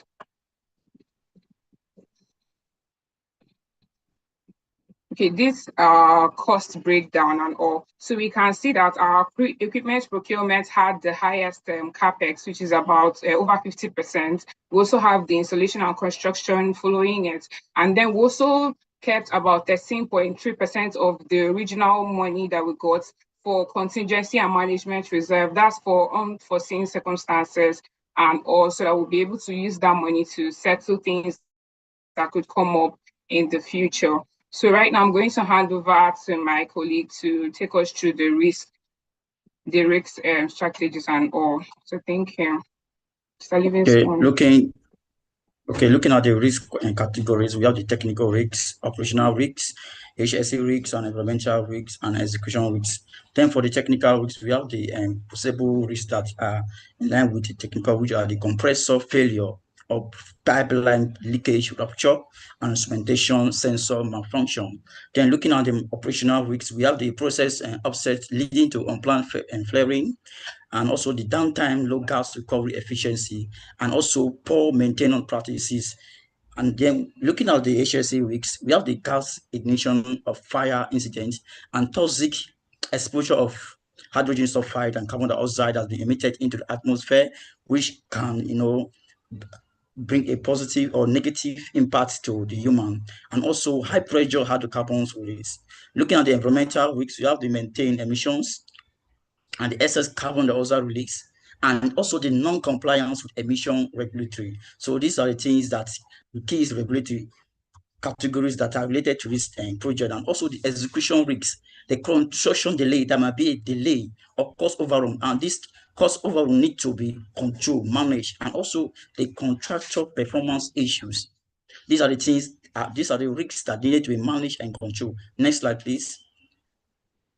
Then we are going to look at the risk mitigation process. We have the 5 risk mitigation process: identify, analyze, plan, implement, and monitor. For the identify, the focus is on the flare systems, compressor and pipeline, which need to be monitored and analyzed. We need to analyze the critical risks, which are the gas leaks. There might be gas leak for the pipelines, equipment failure, and the uncontrolled flaring. And also plan response. We use the engineering control, that the pressure safety valve, the emergency shutdown valves, and the safety instrumentation systems. Then when we look at the operational control, we look at the standard operating procedures and the maintenance programs, the preventive maintenance. Then digital control, we have the SCADA, the IoT. These are the smart technologies that can be used to monitor our responses and preventive analysis. Looking at the implements, that we now deploy flare gas recovery system and also install monitoring and safety systems. Then also we now conduct HSC training and emergency response drill in the field. Then monitoring, this is where we now use as a project manager, where we use real-time flag and emission tracking. Also continuous audit and compliance tracking. Then for the real-time, we have the flow meter, we have the IoT and other smart technologies. Next slide, please. Then for the key percentage indicators, we have a percentage reduction in gas, the gas that been flared, the way we need to measure the percentage. Then also the volume of gas flare. This where also we need to, these are the key performance indicators, and the gas situations, that the gas that has been Okay. utilized. Thank you. Thank you. Your time has elapsed. Thank you very much for this point. I'll call on all the judges now. These are the last three classes we were waiting for to close the session. So we had the first one, the introduction to the oil and gas session. We had the second one on project management, and there is real-time data monitoring, real-time data monitoring. We had, okay, this is just the one that just closed, and we had the ever eager Aspen ISIS class. So at this point, I will want to call on our judges. So I will start with Engineer Osfor from a production engineer at Greenville LNG to give us his remark for the three classes, and we can at this point take questions, a minute each for the questions, please, sir.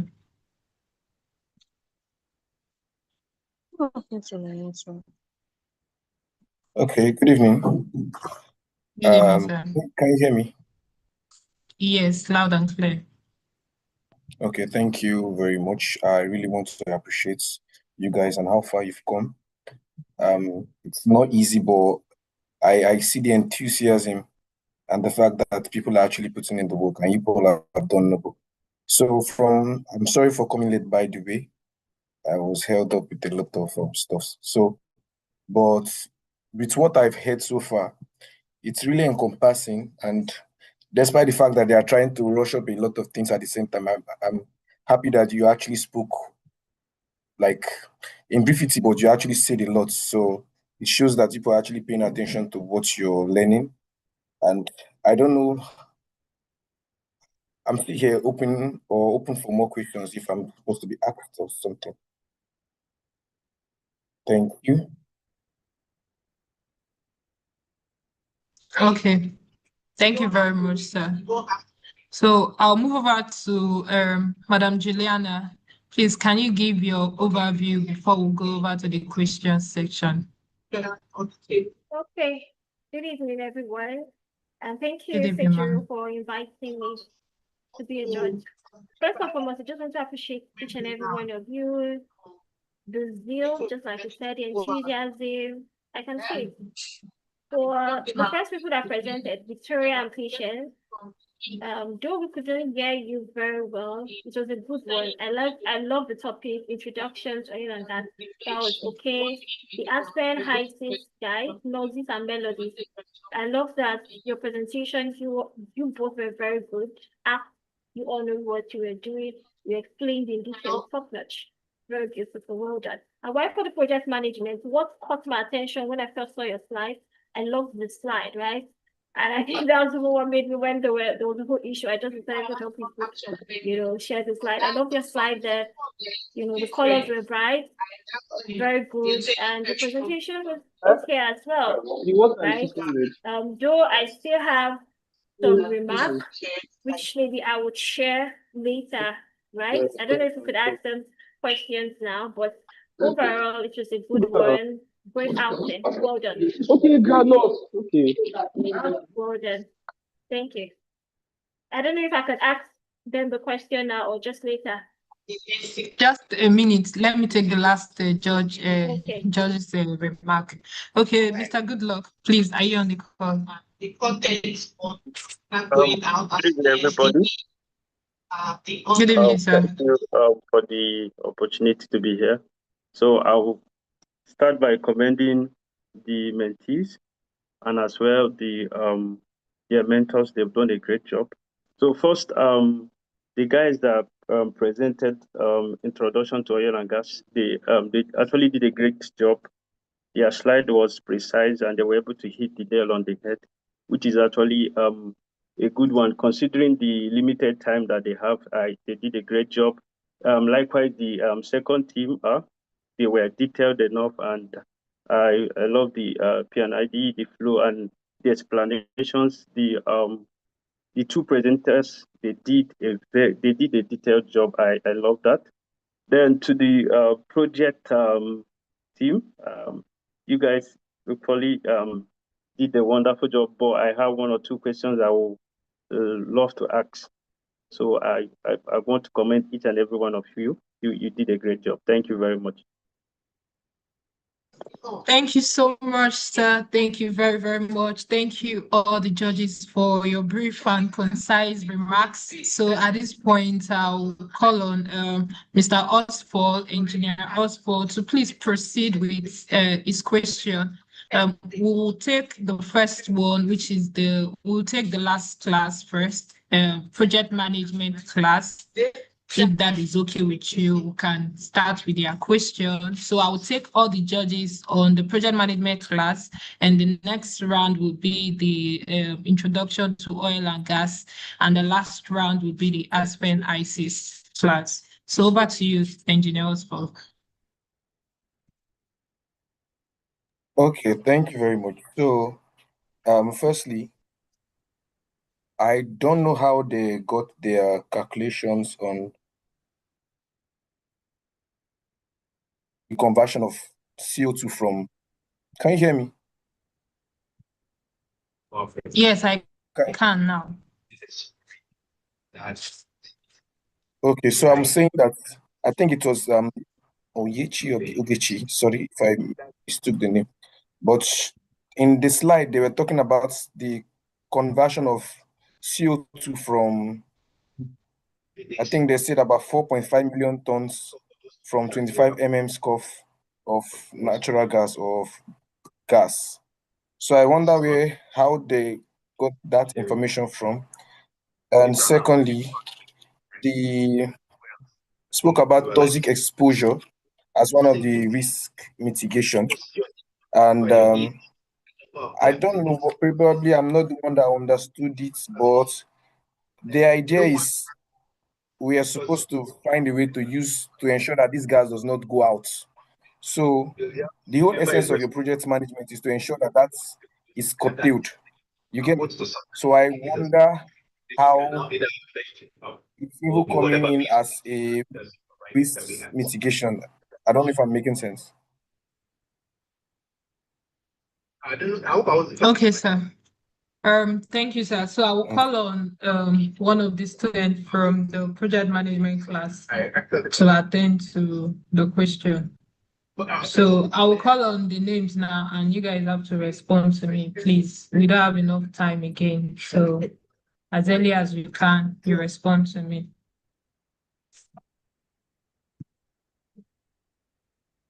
Okay, so for the project management, do we have Wilson on the call? Agbanaka Wilson. Do we have him on the call? Okay, if Wilson is not on the call, do we have Ekemeze Pascal? Not on the call. It's not on the Too. Good evening, I'm on the call, ma. Good evening, ma. Please, who is speaking? It's Pascal. Is it Pascal that did the presentation? No, ma.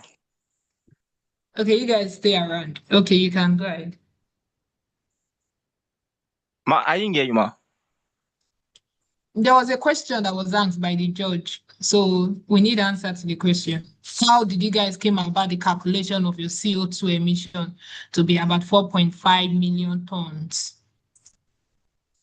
Oh, okay. All right. Thank you very much, ma, for the question, and to the judges, thank you for the question also. So, for every project, a project must actually pass a final investment decision, and it talks about, like, actually balancing your technicality and commerciality. So the estimation there was actually to give us to tell us how viable the project is. So when we are talking when we gave the estimation to let us know that, okay, this particular company, this is the amount of money they are actually losing from the problem solution. You will see the amount of money they're actually losing by flaring of gases because of they are not making value from these gases. This is how much they are losing, and also they are also paying penalties from the government because of the actually it's actually an environmental impact. So they're actually causing like pollution. So there are penalties. So the main solution was that we actually brought a solution where we can actually make value of this gas instead of flaring it. So now from the problem solution, if you go ahead to check it, you see we in 3 years we actually made a 70% change for this thing, and that was what we now came about. If you go further, you see gas value recovered, meaning after acquiring our equipment to actually store gas processes so that we can actually sell it, we actually started getting $10.5 million. Then we actually reduced our penalty that we're paying to the government to 12.77. So our annual benefit will be a combination of revenue plus savings. That is 23.27 million. And we have our capex, which is our capital expenditure, to be 15.8 million. And our OPEX, that is annually, and our OPEX should be 14.4 annually. So our net annual benefit that is 23.27 minus 14.4, which will give us 8.87 million. So the reason for all those figures there was to tell us that okay, we are going to calculate how much was used for the capital and the capex and opex, to tell us, oh, if this is commercially viable. And when we did the calculation, we actually recovered our profits in 21 months, which the project was actually economically viable. So that was why we gave the estimation of we give those estimations at the beginning. Very quick one. And probably okay, thank you for the way you answered. But sorry, what I'm just saying here is this. What I'm asking is, where did you get that data from? You get me? I'm saying, like, this is, I believe this whole stuff is recorded, and people could go back and look at this stuff again and learn from it. So all I'm just asking is your reference. Where did you get such information from? You get what I'm saying? Okay, thank you. Okay, thank you very much, sir. It was actually just it's like our project, which was more of like an assumption project. So it was just based on our projects, but which was not referring to any particular real time project. So it was more of, oh, this is the value we're actually losing. This is the value we're actually gaining from it. Okay, thank you very much. Okay, thank you so much, project management class. I will be moving over to Madam Juliana now, please. All right. Thank you very much, Madam FG. So I just have a question, or maybe I'll just add two, right? From your slide deck, I can see that you said that this project is going to be done in 3 years, right? But when you were giving us the whole schedule, you gave us 6 months. So I would like to know, how do you intend to achieve this within 6 months? Because you had earlier stated, right, that this is going to be done in 3 years. I would just like to say that you said to meet the compliance within 3 years, right? But when you were giving us the schedule, we can clearly see that in 6 months. So please, can you put us through how you intend to achieve this within 6 months, right? How do you intend to achieve this within 6 months? And another question that maybe another person can answer, what's the most critical part in this, your operation? When you decide to set out to this, you're a project manager, what can you say is the most critical part, right? Thank you very much. Okay, ma'am. Thank you so much. So we have two questions. I will call the first person. Is a favor. Is the person on the call? Is the person on the call? Is Oganemaru Aguere, is she on the call? Elizabeth Akolo, are you on the call? Ogeshi Goodness, are you on the call? Okay, so nobody's saying anything. I'm here, ma. I'm here, ma. I'm the one that presented. Can you hear me?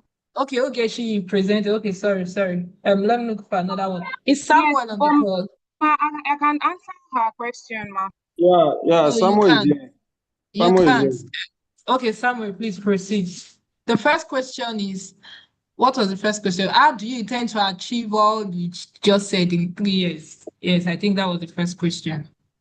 Okay, should I In answer 6 months. In 6 months. Sorry, right? in 6 months. 6 months, sorry. Yes, okay, you're like, I understand what you're saying. So what we said is that we're going to be able to achieve. No, okay, not you. Sorry, Samuel. The question is to Samuel, not to you.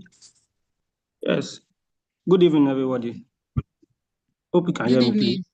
Yes, I can hear you. Yes, the project itself is to be achieved within 6 months. That's the project duration. And the aim is to provide a machinery that will help stop gas flaring. That is the aim of the project. The issue of 3 years comes like within 3 years, then we will meet the target of the IMO. Like the first question they asked as regards to the CO2, that message, that information was gotten from IMO to prevent greenhouse effects. So the aim of this particular project is to try to meet up with the IMO. That, and our aim is within in 3 years' time, this company will meet up with not flaring gas at all. But the project So duration let's go. 6 months. The project Yeah, duration is write some code for me. so, but the aim is they have given a timeline that in 3 years there's a target Okay. that in 3 years you are not we will Okay. Thank you. get that Thank you. reduction Thank you. flaring. Thank Thank you. you. Yeah, thank you. So I don't know if you answered the question, but just in case it did not, you can mark it as a maybe wrong for them because we have to close this out as early as we can. So the next question was, sorry, please, Ma, can you come again with the second question? So I call somebody to attend to it. Okay, the second question is throughout this whole operation, we can see from month 1 to month 6, right? What can you tell us is the most critical parts of the operation, right? You can Okay. see procurement. Just thank you. Okay, thank you, Ma. Is Kosarat, is she on the call? Is Yes, I'm on the call. Okay, please attend to the question. Thank you. Okay, so 1 minute, based on 1 minute, in fact, 30 sorry, ma. seconds. Okay, the most critical part of the project is the implementation and integration of the gas recovery systems, particularly the VRU and the FGRS that she mentioned, because they are directly responsible for reducing the gas flaring and delivering the project score value. Thank you. Okay, yeah, that was fast. Thank you. So, Madam Juliana, are you okay? Yes, yes. I would have had Thank you. another question, but it's fine. Thank you. Well done. Okay, thank you, ma. So the next judge, please, Mr. Goodluck, you can proceed with the project management class. Okay. Thank you very much. My quiz, can you hear me? Confirm if you can hear me. Absolutely, sir. Okay. For the project team, I actually want to ask one question. Ms. Juliana asked a very critical question. And you've given us your answer too, but I still feel that among the most, because first of all, I want to know if you guys understand what a critical part is. I will like explain. Is any part that will affect the completion of the project? That being said, so my question is this: how do you tend to execute this project, considering that there will not be shut down while the shutdown of operation? So how do you guys want to achieve this? Then again, for the project schedule, you want to answer? Could I say Shabai? No, don't worry, go ahead, please. I think the person is speaking with us. Okay, now for the project schedule, the progression is okay for me, but I just want to understand, because in the project engineering, time is a major factor. Time, cost, quality. Yeah. These are the three things that we look at. So the truth is that the project is actually a good one. Is something that is visible, and economical wise, it will generate money for the company, and it has a positive impact in the environment.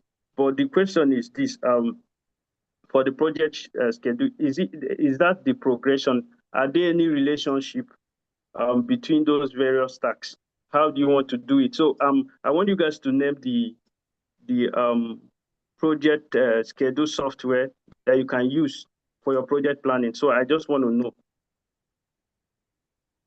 Yeah. Okay, thank you very much, sir. So over to Opeyemi Adebiyi. Are you on the call? Is Munerat Yetunde. Are you on the call? Is Ogene Jesse Ufoma. Are you on the call? I don't think they're on the call. They are not on the call. Okay. What about Bisong? Is she on the call? No, she's not. Is Adedoja on the call? No, she's likely Yes, not I on this am. call. Good evening. Good evening. So the question is, what software do you guys use for your project management tracking, and what software can other people use aside the one you've used? Please, 30 seconds, straight to the point. Okay, so the project management tool our mentor introduced us to is monday.com. But for similar projects, I'm aware that different organizations have different softwares that they use. But for similar projects like this, tools like Asana, Notion, Microsoft projects can be used. Okay, thank you very much. Mr. Goodluck, are you okay? Yes, I'm okay. Okay. Thank you very much. So I'll go over again to Mr. Engineer Osfor, and this time around is the introduction to oil and gas class. So introduction to oil and gas class, please, can you guys speak out a little, because I will not call your name more than once. Thank you. So over to you, Engineer Osfor.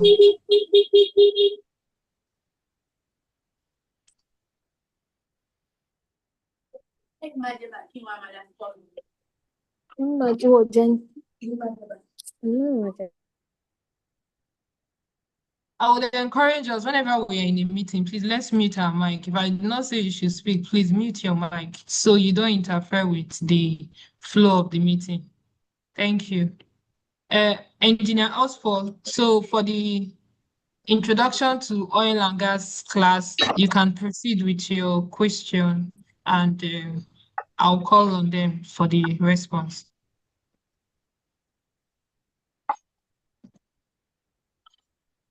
So, unfortunately, I was not here as early as I could, but I don't know if I could ask a random question. Yes, you can. Since you have their documents with you, you can ask from their documents. So, for the introduction to oil and gas industry, I want to ask if so one thing people I feel we should also look at is the regulatory bodies involved in ensuring that oil and gas practices are actually done properly.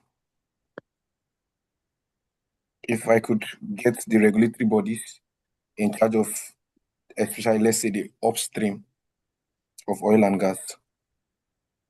Okay, thank you very much, sir. You're So welcome. I'll call on the students.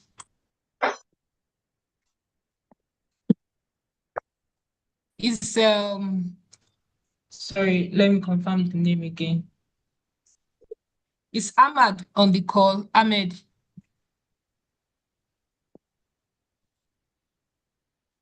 Ahmed, are you on the call? Okay, since Ahmed is not on the call, is Chris on the call? Okay, still not on the call. Then I'll call on the last two names now. The last name is Tolulope on the call. Tolulope. Okay, She's and not the on the very call. last name is Anikwe Simon. Anikwe Please, Simon, are you on the I'm call? on the call. I'm on the call.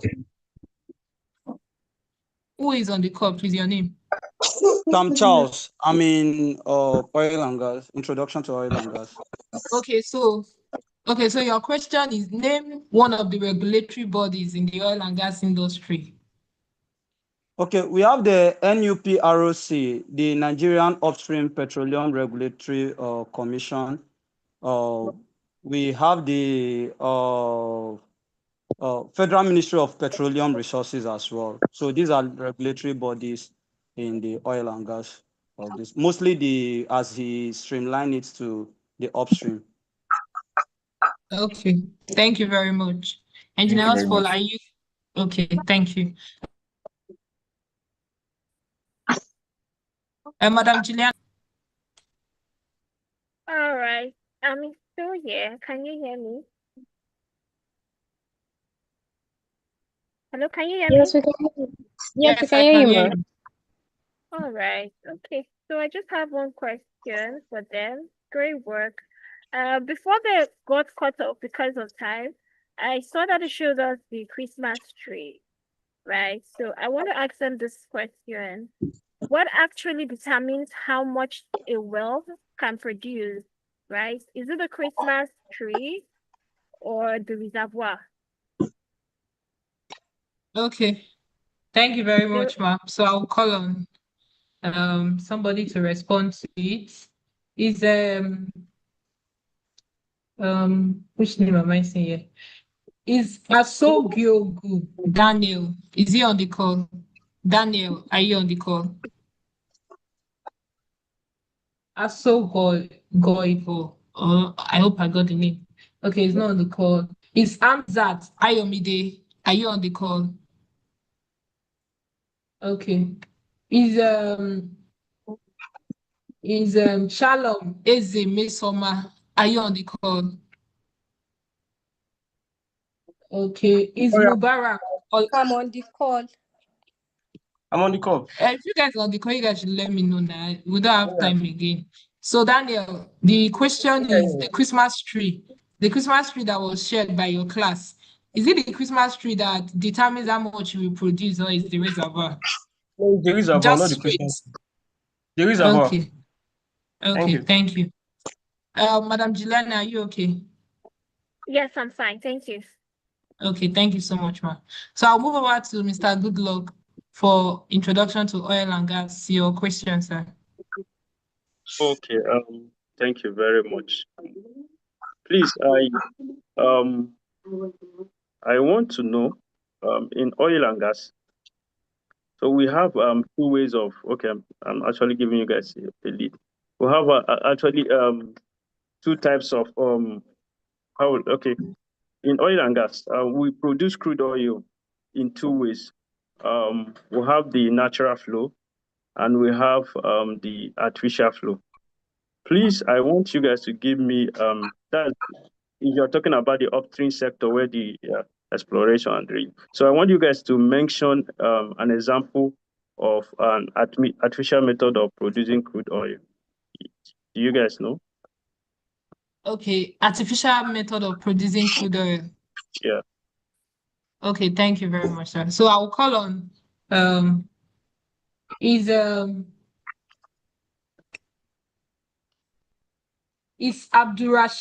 Abdurrashid Yusuf. Is he on the call? Omolade Odu Pitan. Are you on the call? Omolade, are you on the call? Mubarak Olawole, are you on the call?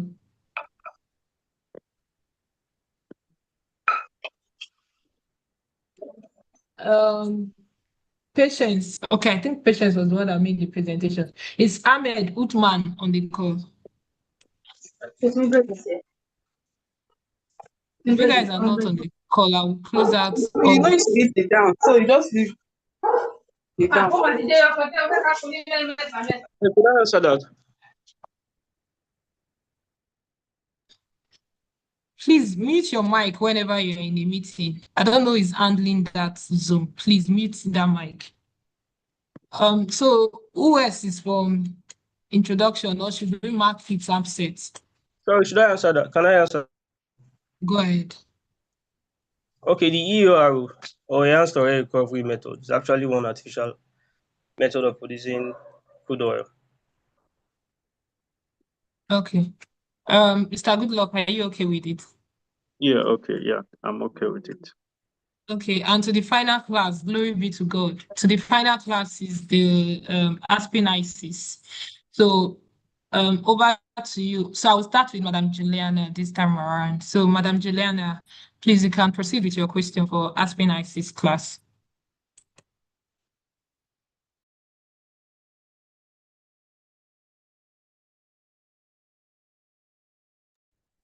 Hello, ma'am, can you hear me? All right, please confirm you can hear me. Yes, ma'am, I can. Okay, thank you very much.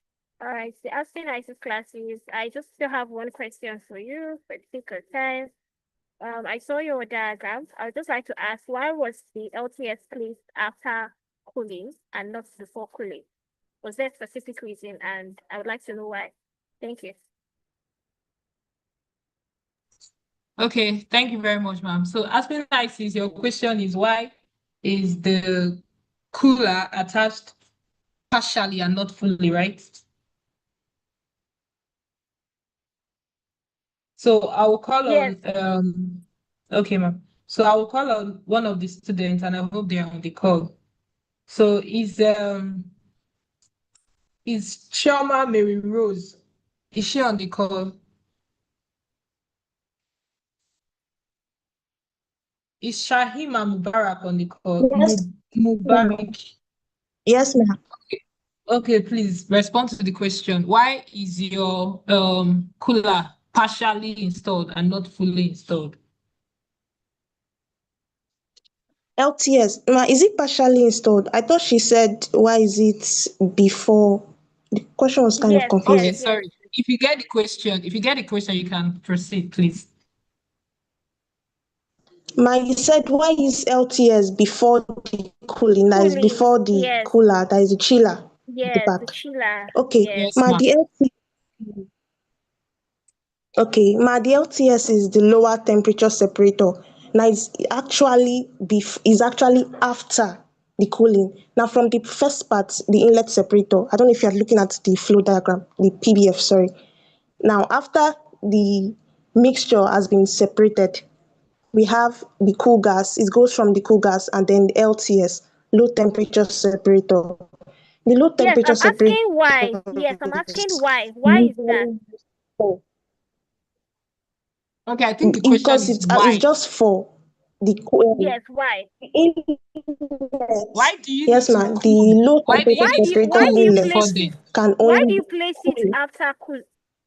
Why is it placed after cooling? Why is it placed there? That's the question. Why?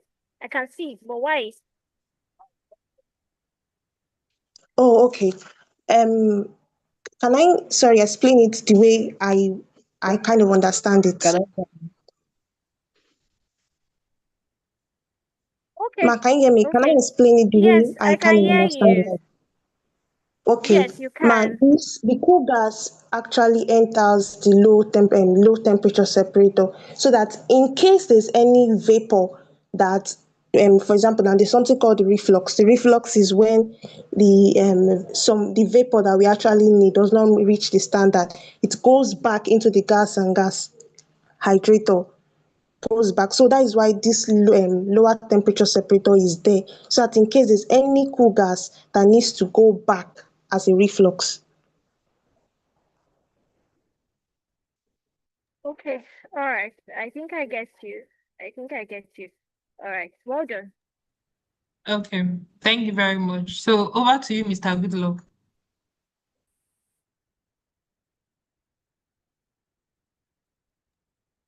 Okay, they actually did a great job. I don't have any question. Thank you. Okay, thank you so much, sir. Engineer Oswald. Okay, thank you very much. So, as regards to ISIS, I feel majorly it's usually mass balance and all of that, but I want to understand what are the risks you kind of like face when trying to do valve sizing. because control valves are usually very essential in oil and gas industry, and valve sizing is one critical thing that we do with aspen analysis. So I want to understand the risks involved in trying to ensure the right valve sizing. Please, question, the network issue. Do you hear me? Yes, I can hear you. Okay, let me repeat my question. Okay, sir, please go ahead. So I said, the essence, one of the major importance of the whole aspen analysis, beside mass balance and energy balance, is valve sizing. So I want to understand the risks that is going to be mitigated when trying to ensure the proper valve size in your aspen analysis. Okay, thank you very much. So we want to know the risks involved when you're carrying out your valve sizing. So Valve control valve sizing.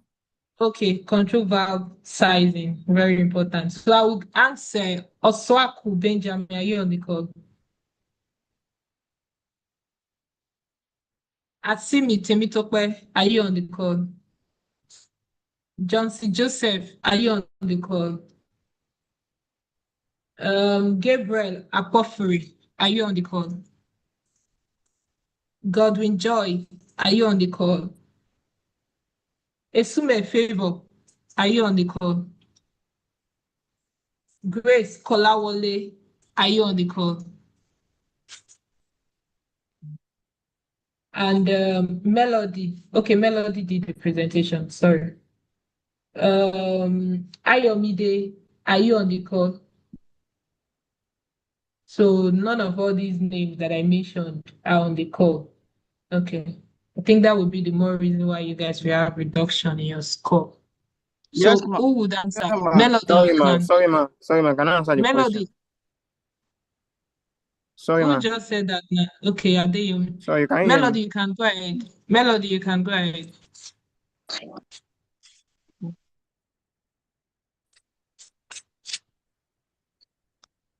Melody, you can go ahead. Melody. Okay, ma, thank you very much. So the question was, what are the risks involved when we consider valve sizing? But initially, during the presentation, we highlighted the fact that this simulation was a steady state simulation, not a dynamic state simulation. Meaning, the variables that we got and the component list that we had, everything was to simulate the process, considering that everything is at an equilibrium state, meaning there was no risks considered, since it was not a dynamic state simulation. It was a steady state simulation. Okay, thank you very much. I think I'm sure. Hello? Yes, madam. Yes. Maybe to implement, there is always a key factor that we are looking when designing the valves. We look at what is called the valve coefficient, CV. It's very important item because for it is an input. You input it to guide the opening of the valve. And also you have to understand the signal. Which parameters are you going to control? If it is temperature, you control temperature on both sides. If it is the flow rate, you control the flow rate. I think that is. Okay. And to add to what Joy just said, ma, you will have to make sure that you're using the correct pressure drop selection, considering the fluid properties, which is either gas or liquid, and taking the rangeability, which is the turn down ratio. All these things can help prevent or help mitigate such risks. Okay. Thank you very much. So at this point, we have come to the end of all the capstone presentation.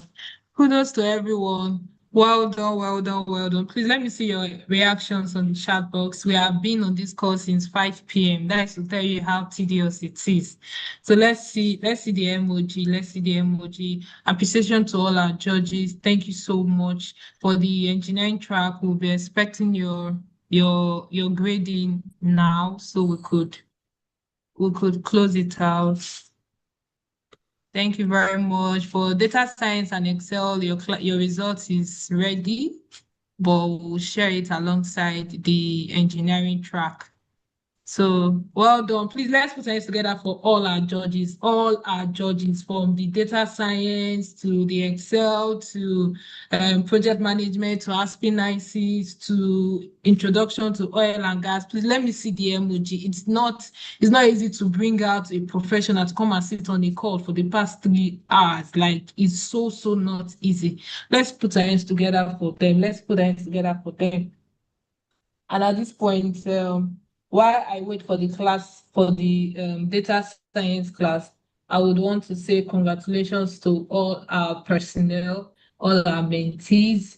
You guys deserve the handshake. You guys deserve all the recognition. You guys deserve the award. Congratulations, congratulations, congratulations. Thank you, Judge Juliana. I've seen your feedback. I am very grateful. Thank you so much. Thank you very much.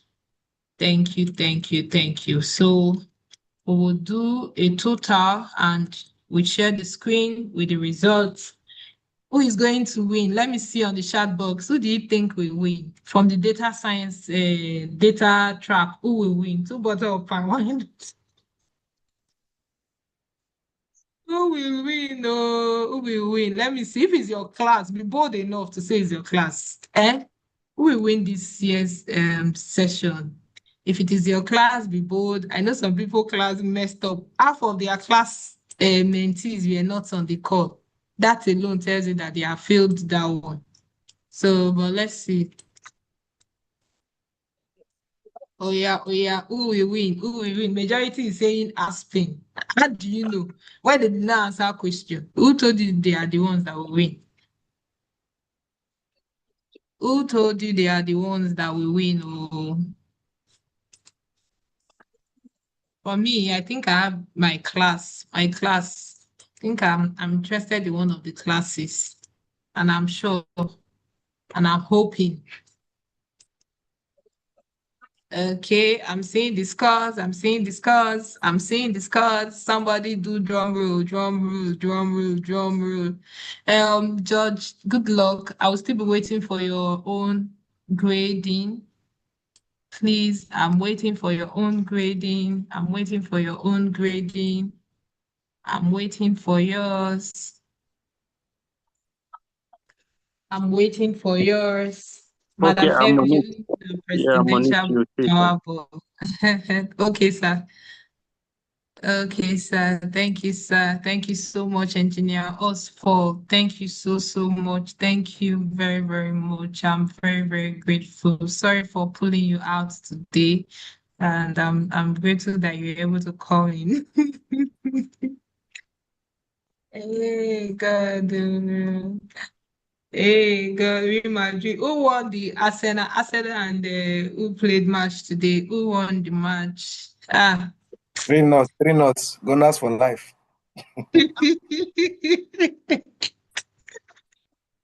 Hey, you know, see him. Okay, so for the review, we did a lot of, I'll just send us the judge requirements, what and what we looked at for to enable us to know how well you all performed. So,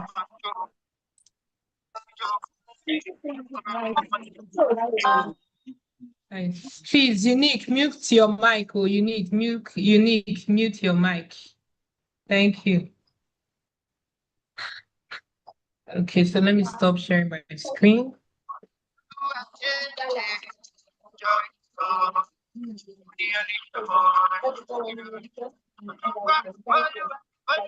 I hope Joy is coming for some classes soon.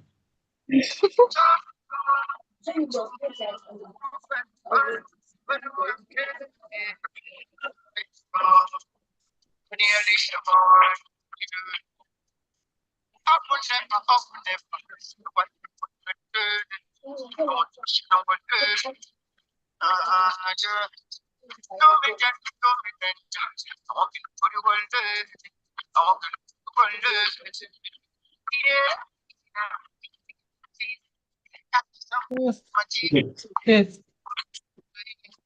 Uh, Give me a minute, sorry.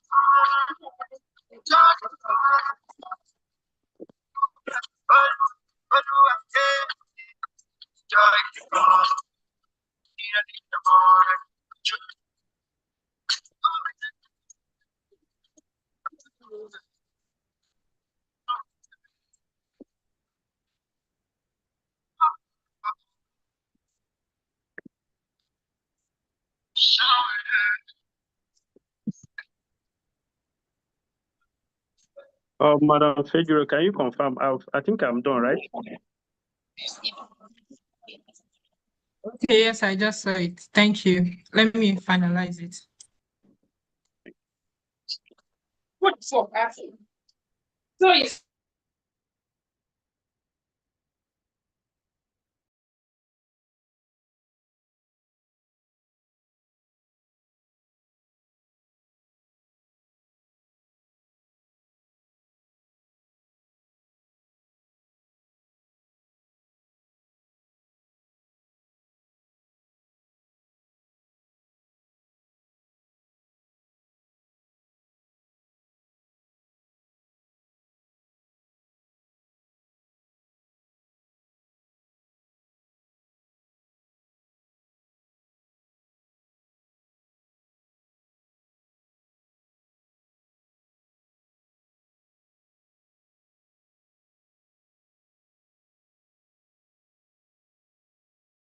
okay. Aisha, please, are you on the call? Yes, I am. Okay, so I'm sending you something. You help me to go ahead, please. Yeah, okay.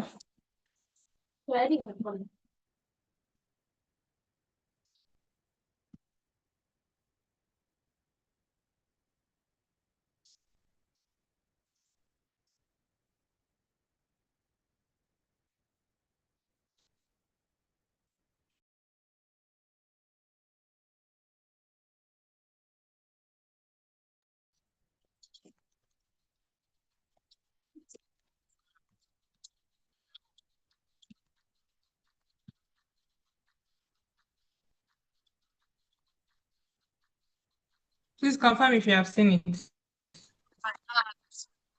Okay, not yet, sir. Okay.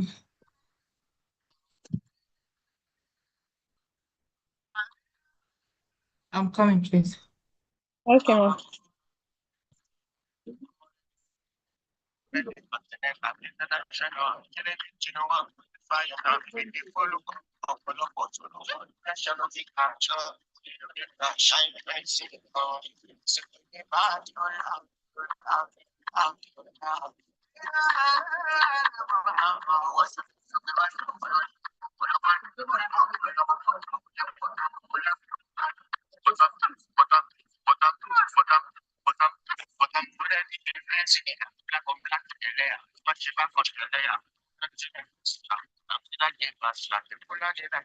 Okay, so I think at this point to wrap it up now.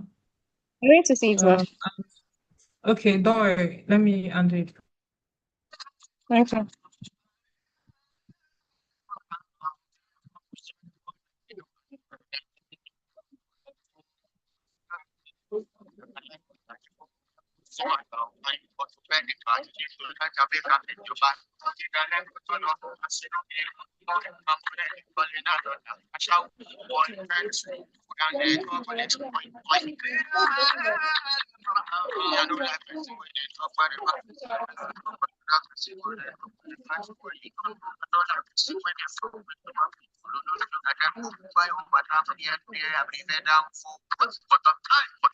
So Aisha, to we handle the closing remark and the sorry, the grade. All right, no problem.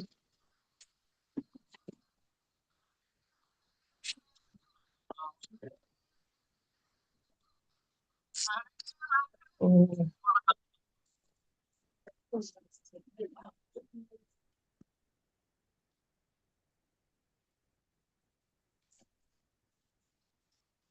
Okay, so give me a final minute, sorry, please. All right, okay.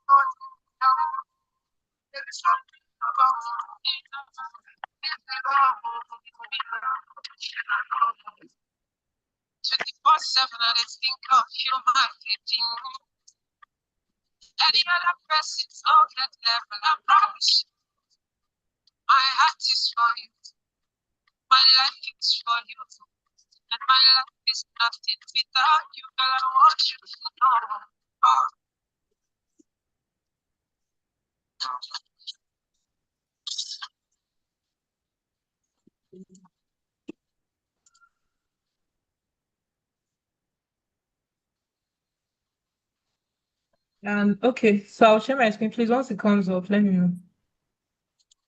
Okay, ma'am.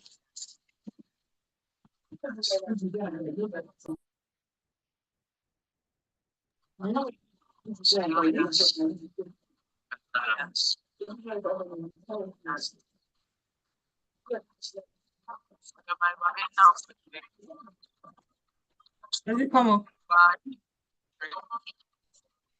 No, ma'am.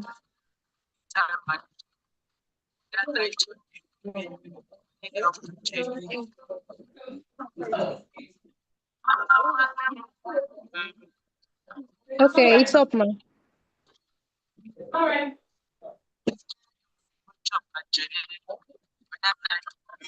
I can see your screen. Can you see the screen now? Yes, ma'am, yes.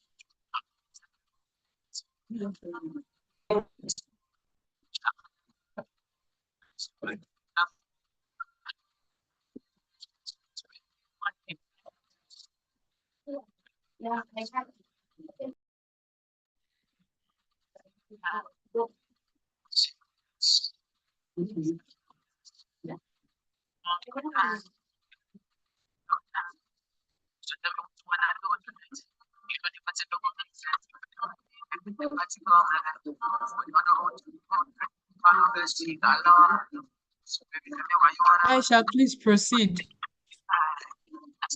Okay, I'm here to get the grade. Sorry. So once I share the next screen, the next slide, you can go ahead, please. Okay, no problem.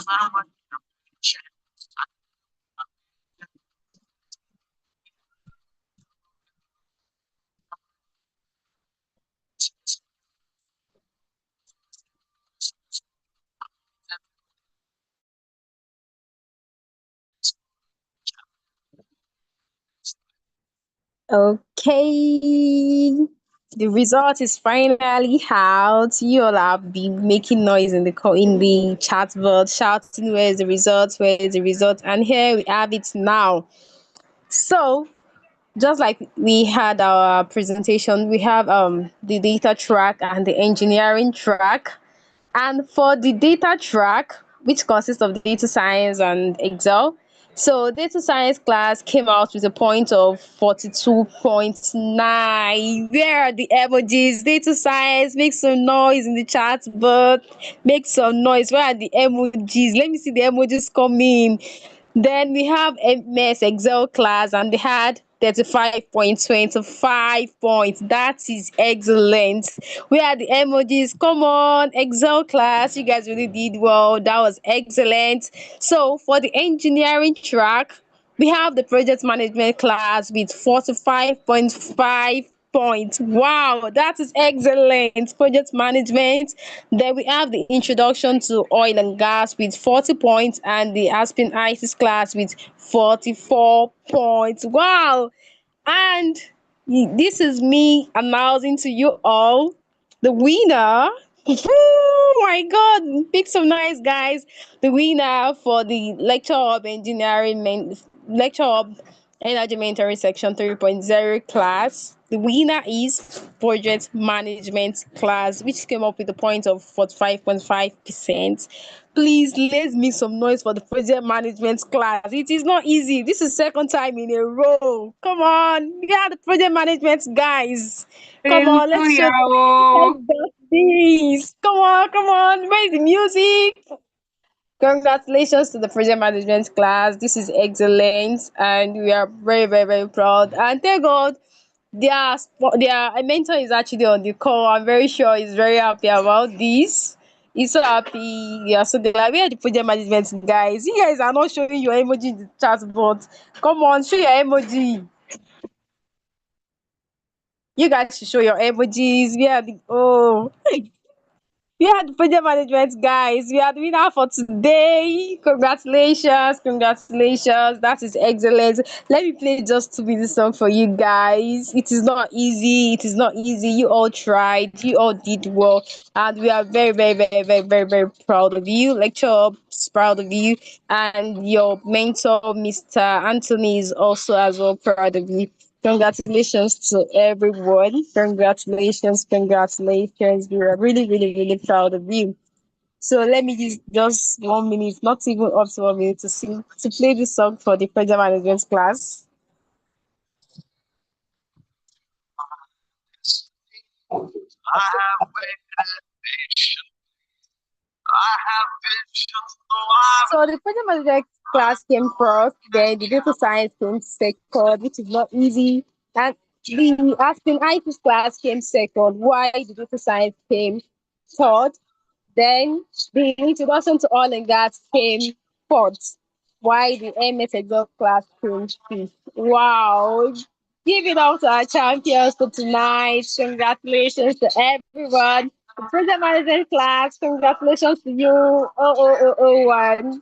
Congratulations to you guys. Thank you very, very, very, very much. So considering the fact that we actually spent a lot of time doing this today, so we started the section around 5 p.m. and here we are. This is almost 9 o'clock. It was a whole lot, and it was very, very tedious. So congratulations to everyone once again. To our judges we brought today here, thank you very, very, very much for the data track and also the engineering track judges. You all did well, and we are very, very proud of you. You show your expertise and everything here today, and we are very, very glad for showing such fairness and everything in evaluating our mentees today, and also to our mentors who did so well, because this is not just a competition. It wasn't just a battlefield trying to like show your okay, I got this like that. No, it actually goes beyond the competition. It actually shows your resiliency, the impact that was showed in the impact in the mentors actually put in you guys, which was not really, really small at all. So we really appreciate everything. It all shows. And once again, we say thank you to our mentors. Thank you so much. And to Lecture Up, thank you very much for bringing this together. And next year will be better and bigger than this. So Energy Mentoring Section 4.0. If you know you still want to be part of us, then be on the look for our link. So our registration link, be on the link, look for it, follow all our social media, ensure you follow us on all social medias, and also ensure you are on Lecture Up WhatsApp group chat to get access to latest industry informations and webinars and our announcement. Thank you very, very, very much to everyone once again. And to Miss Fejiro, thank you so much. Despite your busy schedule, you still find a way to still be part of this. Thank you so much, ma. I really appreciate you for everything you've been doing for the lecture. God bless you, ma. Thank you very, very, very, very much. I really appreciate. So to everyone, thank you and enjoy the rest of your night. Good night, everyone.